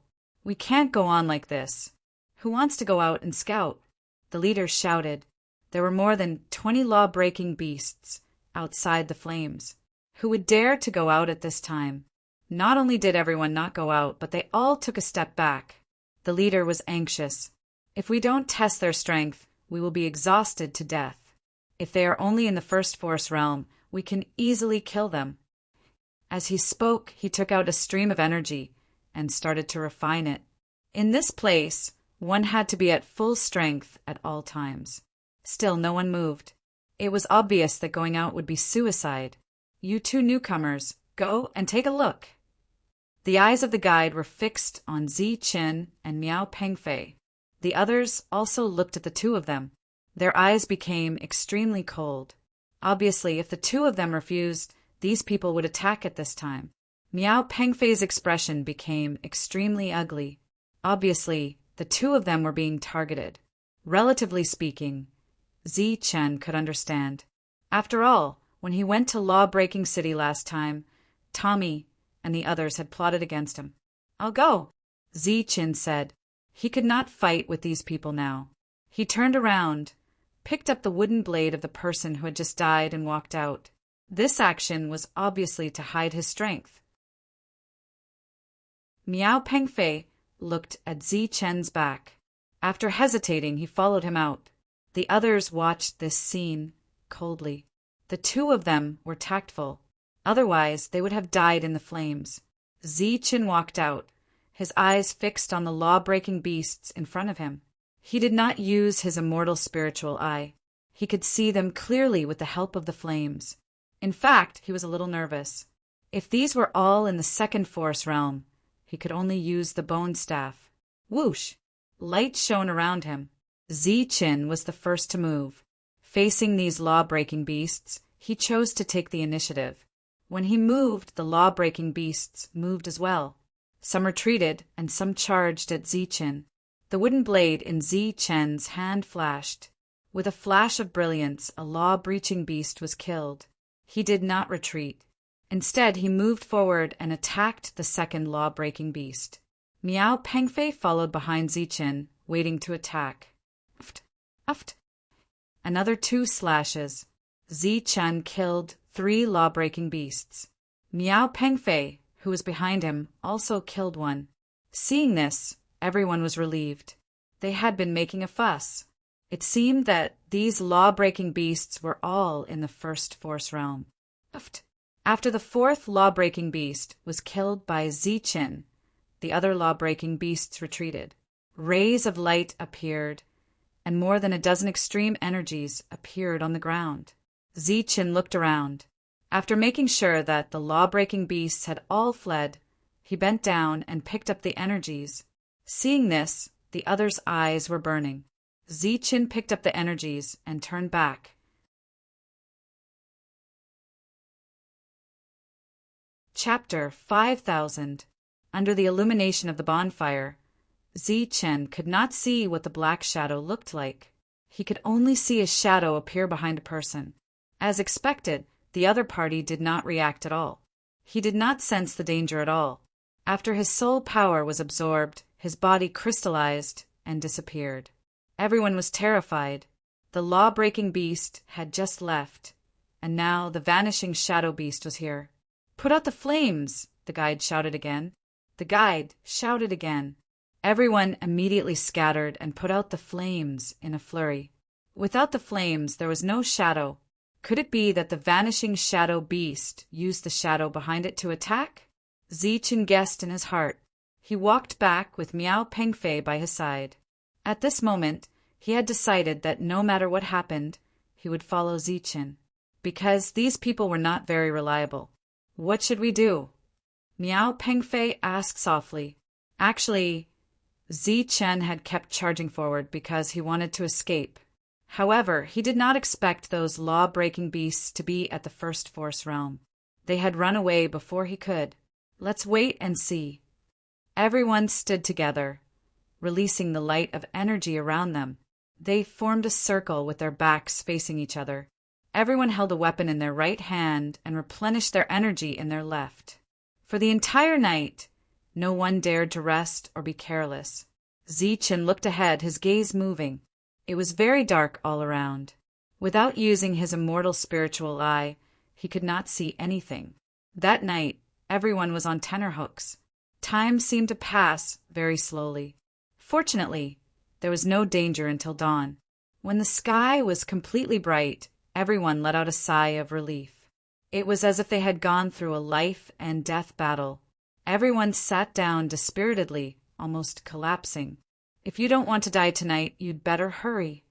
The guide's voice was cold as he walked forward first. After hesitating, the others followed. "Excuse me, what exactly is a vanishing shadow beast?" After walking for a while, Zichen finally asked the question in his heart. Everyone looked at him, but no one explained for him. Zichen was helpless. Just then, the guide suddenly turned around and said, "There is a force. Let me tell you." Zichen was slightly taken aback as he looked at the other party. A hint of displeasure appeared on the other party's face. "What, do you think it's too little?" add another one. Zichen could tell that the man wasn't joking and didn't want to cause too much trouble. So he took out a beam of extreme energy and gave it to the man. It's a type of existence that relies on shadows to launch attacks. No one can see them, but once you're entangled by them, you'll almost certainly die, the guide explained after putting away the energy. "No one can see it?" Zichen asked again. The guide smiled and said, "This is the second question." He reached his hand out and gestured for Zichen to use the second power. Zichen shook his head, indicating that he didn't want to listen. The others pursed their lips, their expressions full of disdain. The guide didn't explain anything further. As they walked forward, they chatted and laughed. Zichen and Miao Pengfei were obviously excluded. Listening to their conversation, it would take about 5 days to walk from here to the borderland. Last night, they'd already lost 2 people. At this rate, there probably wouldn't be many people left by the time they reached the borderland. A day passed, and no one gave them any payment. They probably only got it when they reached the borderland, so they'd have to pay for it themselves. At night, they continued to gather together. Although lighting a fire was useless, they still picked up some firewood in case they needed it. "You two, go over there and gather." At this moment, a burly man walked over and kicked Miao Pengfei. "What did you say?" Miao Pengfei stood up. "I said, you two, get out of here." At this moment, there were piles of firewood all around them, but they hadn't been lit yet. Miao Pengfei was furious. They'd already been used as cannon fodder last night, and now they were going to be used as bait again. But just as he was about to refuse, the others surrounded him and stared coldly at him. Obviously, the remaining 12 people formed a team and excluded the 2 of them. They were isolated. "It's your first time here, so it's best if you can train alone. Of course, if an accident happens, we'll help you in time." The guide walked over. "After all, we're all in the same boat, so we should take care of each other." Miao Pengfei wanted to argue, but Zichen suddenly said, "Let's go." As he left, he took some of the firewood with him. Seeing this, Miao Pengfei also took some and left. The others didn't say anything. After all, their flames wouldn't be lit under normal circumstances. The crowd was divided into 2 teams, one with 12 people, the other with only 2 people. Whether it was the vanishing shadow beast or the lawbreaker beast, as long as they were here, they should know which to choose. Zichen and Miao Pengfei walked to the side and started to arrange the firewood. Miao Pengfei said worriedly, "We're being targeted. What should we do now?" "Let's wait and see. If it doesn't work out, we'll leave." Zichen's biggest advantage was that he could see the vanishing shadow beast. At the same time, it was also the main reason why Miao Pengfei was willing to follow Zichen and trust Zichen. And until now, Zichen hadn't revealed his bone rod. Clearly, he was confident. Zichen didn't hesitate and lit the fire. This made the 12 people nearby sigh in relief. This idiot's actions would only make them safer. Night fell. There was no Xingchun in the sky, nor was there a moon. It was pitch black. Beside the bonfire, Zichen turned and looked in the direction of the 12 people. They were surrounded by light, so he could see them. Noticing that Zichen was looking in their direction, someone immediately shouted, "Hey, don't look in our direction." Miao Pengfei was uneasy. He whispered, "Zichen, why don't you come and look at me?" Knowing that the vanishing shadow beast relied on shadows to attack, he didn't want to light the bonfire. It was Zichen who insisted. Now that Zichen was looking in the distance, Miao Pengfei was unsure. "What's the point of looking at you?" Zichen said, "Watching you die." He turned his head and glanced behind him. Just then, his expression changed. Seeing Zi Chen's expression change, Miao Pengfei's expression changed. There was fear in his eyes. Zi Chen, don't scare me. Zi Chen ignored Miao Pengfei. Instead, he slowly turned around. Just outside the fire, a black figure stood. The two of them were probably looking at each other, but at such a close distance, he still couldn't see what the other person looked like. Ah! Miao Pengfei suddenly screamed. Zi Chen glanced at him and said, "What are you yelling about?" His shout also gave the others a big fright, and they all stood up one after another. "Is there something behind me?" Miao Pengfei asked. "If there was, you'd be dead," Zi Chen said unhappily. Hearing this, Miao Pengfei heaved a sigh of relief. He didn't see that Zi Chen's forehead was covered in cold sweat. Chapter 5001. Zi Chen stood up and stared at the black shadow in front of him. More and more cold sweat appeared on Miao Pengfei's face. Zi Chen gripped the long saber in his hand tightly and dashed forward in an instant. A strong wind blew from the side like a chilly wind, causing Miao Pengfei to shiver uncontrollably. Swoosh! Zi Chen slashed forward with the wooden saber in the field. A golden light streaked across the air and disappeared in a flash. After the slash, Zi Chen's expression changed because the black shadow was still there. The two seemed to be in different time and space. Zi Chen couldn't hurt him at all. "Zi Chen, what are you doing?" Miao Pengfei turned around and looked at Zi Chen. There was nothing here. Zi Chen said, "I'm practicing my saber technique. I haven't tried it for a long time."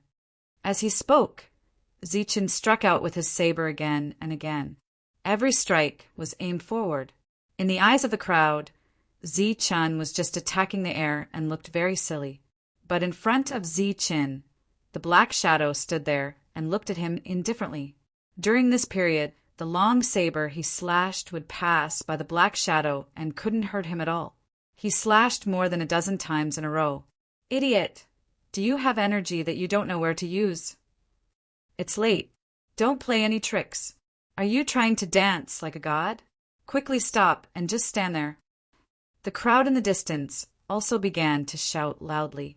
In fact, it was reasonable to say that Zi Chen's actions would attract more attention and the crowd would be safer. It was just that this kind of crazy saber attack was like a sudden onset of illness. Everyone felt apprehensive. Zi Chen put away the wooden saber and retreated because the black shadow disappeared. It disappeared into thin air. He turned around again and looked at those people. "Get over there. If you dare to turn around again, I'll kill you." This is AF * King Lunatic. I don't know where he came from. First, he danced, and now he's going crazy. Why are you looking at us? Zi Chen's stare made everyone's hair stand on end, and all of them began to curse loudly. Zi Chen retracted his gaze and looked at Miao Pengfei. Miao Pengfei was not afraid. Instead, he felt more at ease. He guessed that Zi Chen must have seen something, and it was definitely not as simple as just practicing his saber. No one would practice their swordsmanship at night, especially at this time.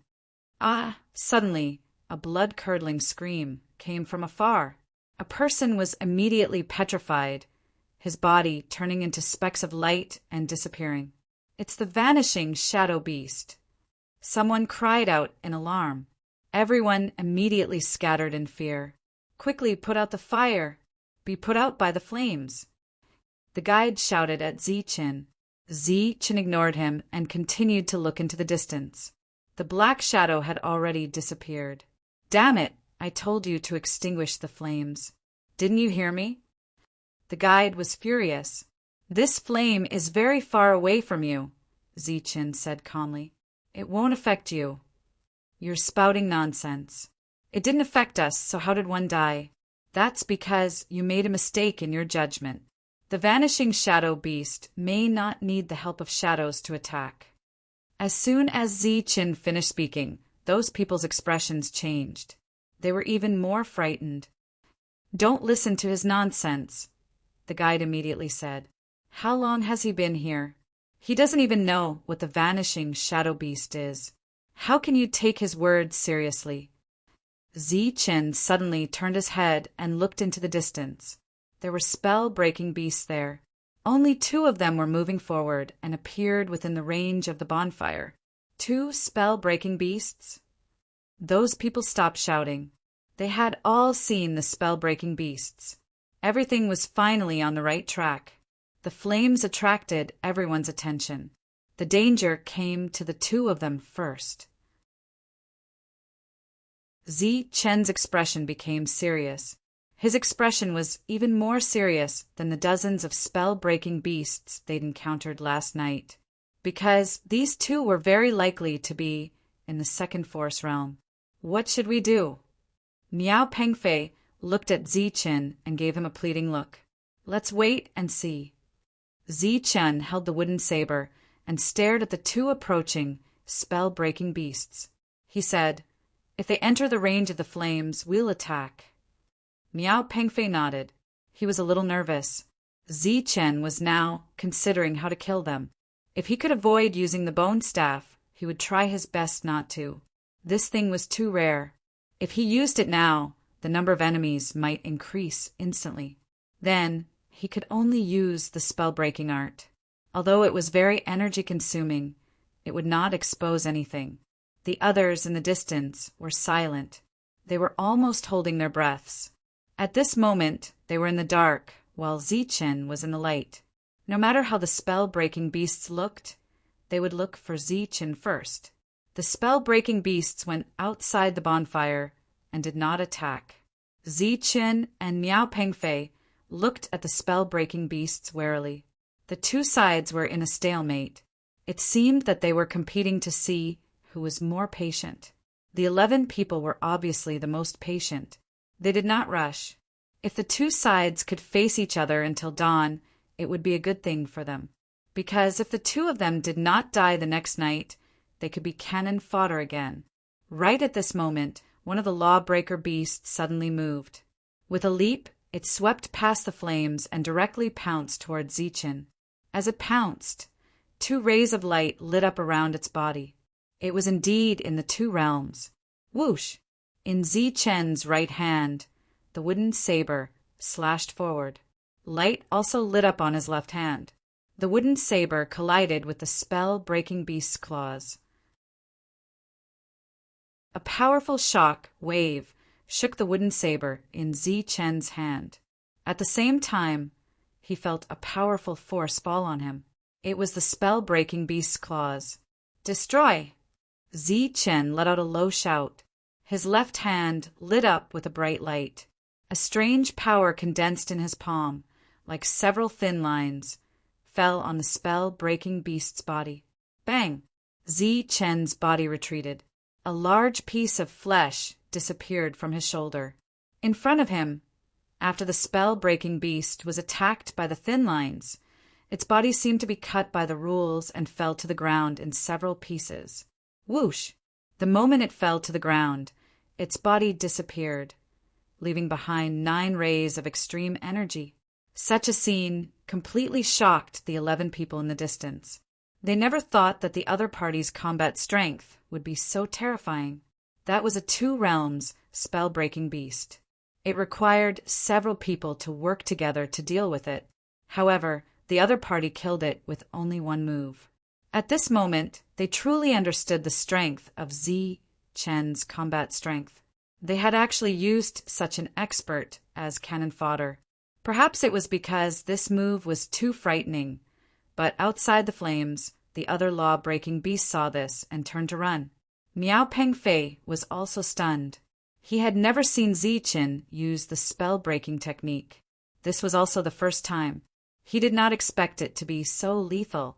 Zichen threw away the half of the wooden saber in his hand, then went forward to pick up the energy on the ground. He left 1 ray to refine and recover his injuries. He put away the rest. He left the bonfire and walked toward the 11 people. Seeing this, everyone's expression changed greatly. Was he going to settle the score with them? Misunderstanding. Seeing this, the being immediately said, Chen ignored him. He walked to the side of the disappeared being and picked up its wooden weapon.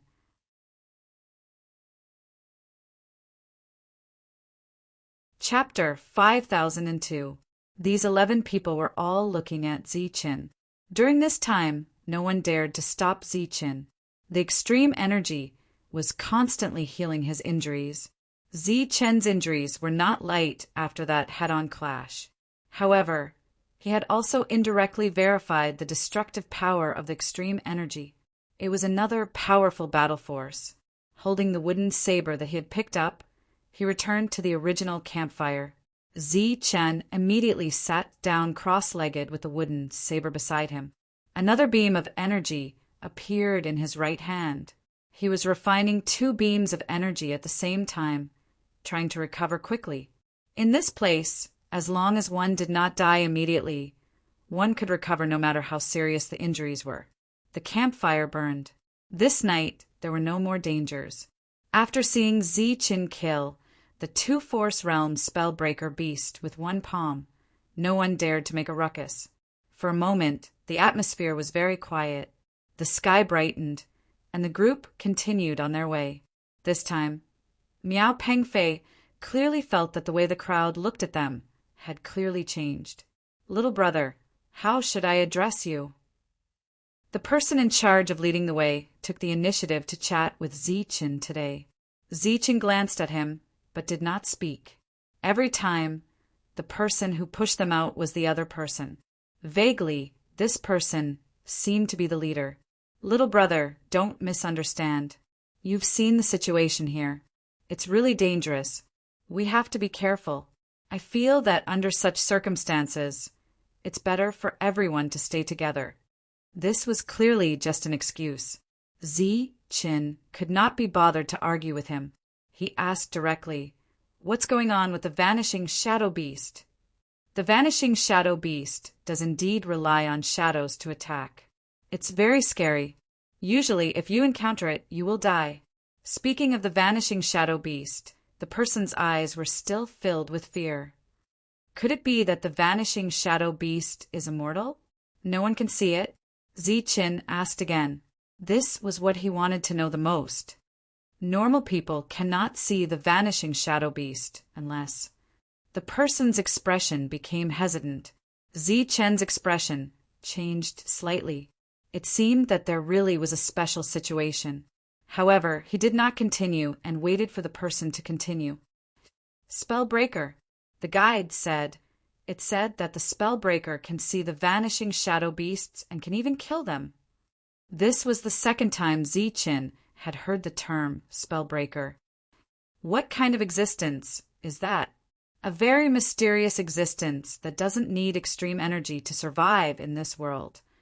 The guide said, "There has always been a rumor that they are the natives of this world.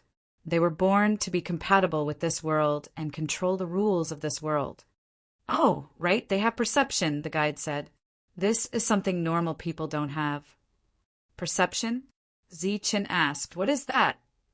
"Just like the soul power we once had, we can sense all things."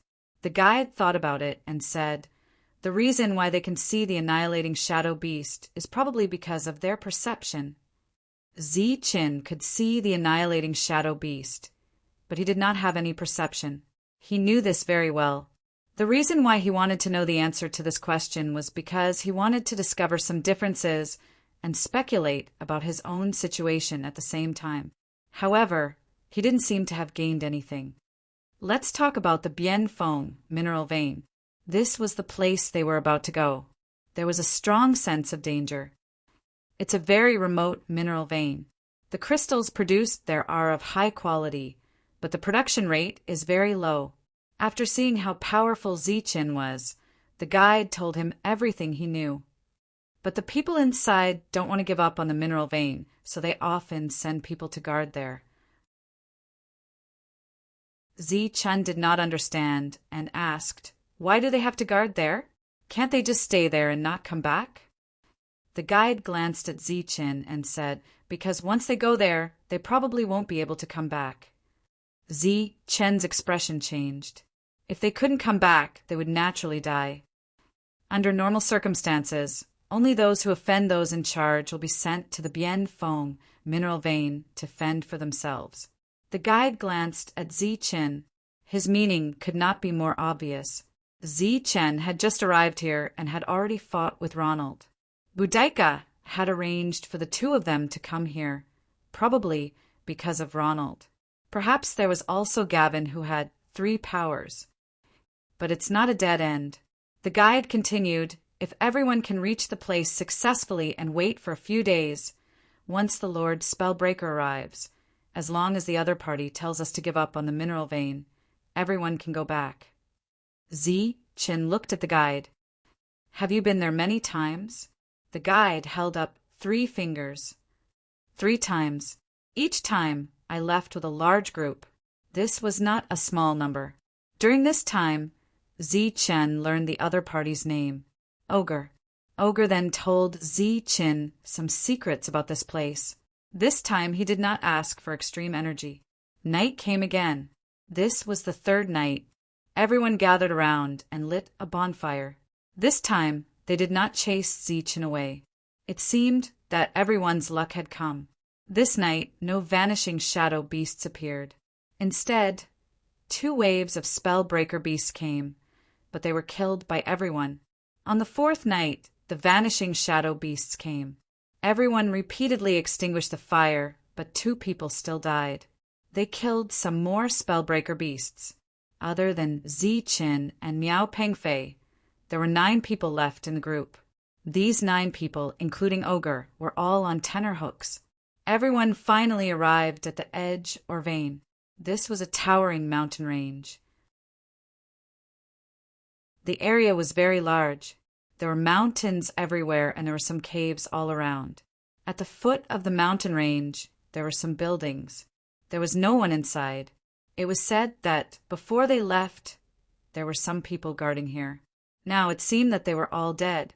According to Ogre, the guards would come first. After the place was stabilized, it would be time for the 1-Force Realm cannon fodder to enter and collect the crystals. When collecting the crystals, it would be accompanied by danger, because some of the crystals also had some kind of strong killing intent. When everyone arrived, they immediately found some rooms and entered them. In these few days, everyone had consumed their own energy. Without the subsidies, they did not have much energy left. They would save as much as they could. Chen, on the other hand, had gained a lot along the way and did not consume much energy. This mineral vein was so big that it gave Chen a strong sense of oppression. Ogre told him that the crystals inside might contain some kind of great danger, but they might also contain great opportunities. For example, Ronald's whip was made of extraordinary material. It did not seem to be something from this world. It was found by someone in the crystals. After it appeared, it did not disappear. It was supposed to be sent to Spellbreaker City, but for some reason it was left behind. Chen was very surprised. He did not expect there to be something in the crystals. Ogre told Chen that they should just stay here. After a few days, when the Spellbreakers came to investigate, everyone could leave. Staying in the rooms, as long as there was no fire, the chances of encountering vanishing shadow beasts were very small. As for Spellbreaker beasts, under normal circumstances, they would not attack these rooms. Chen wanted to take a look at the mineral vein. Ogre warned him sternly that there was a great danger inside. Chen finally gave up. You're tuning in to the Thunder Spear YouTube channel. Don't forget to subscribe and join us on this journey to catch the most captivating stories.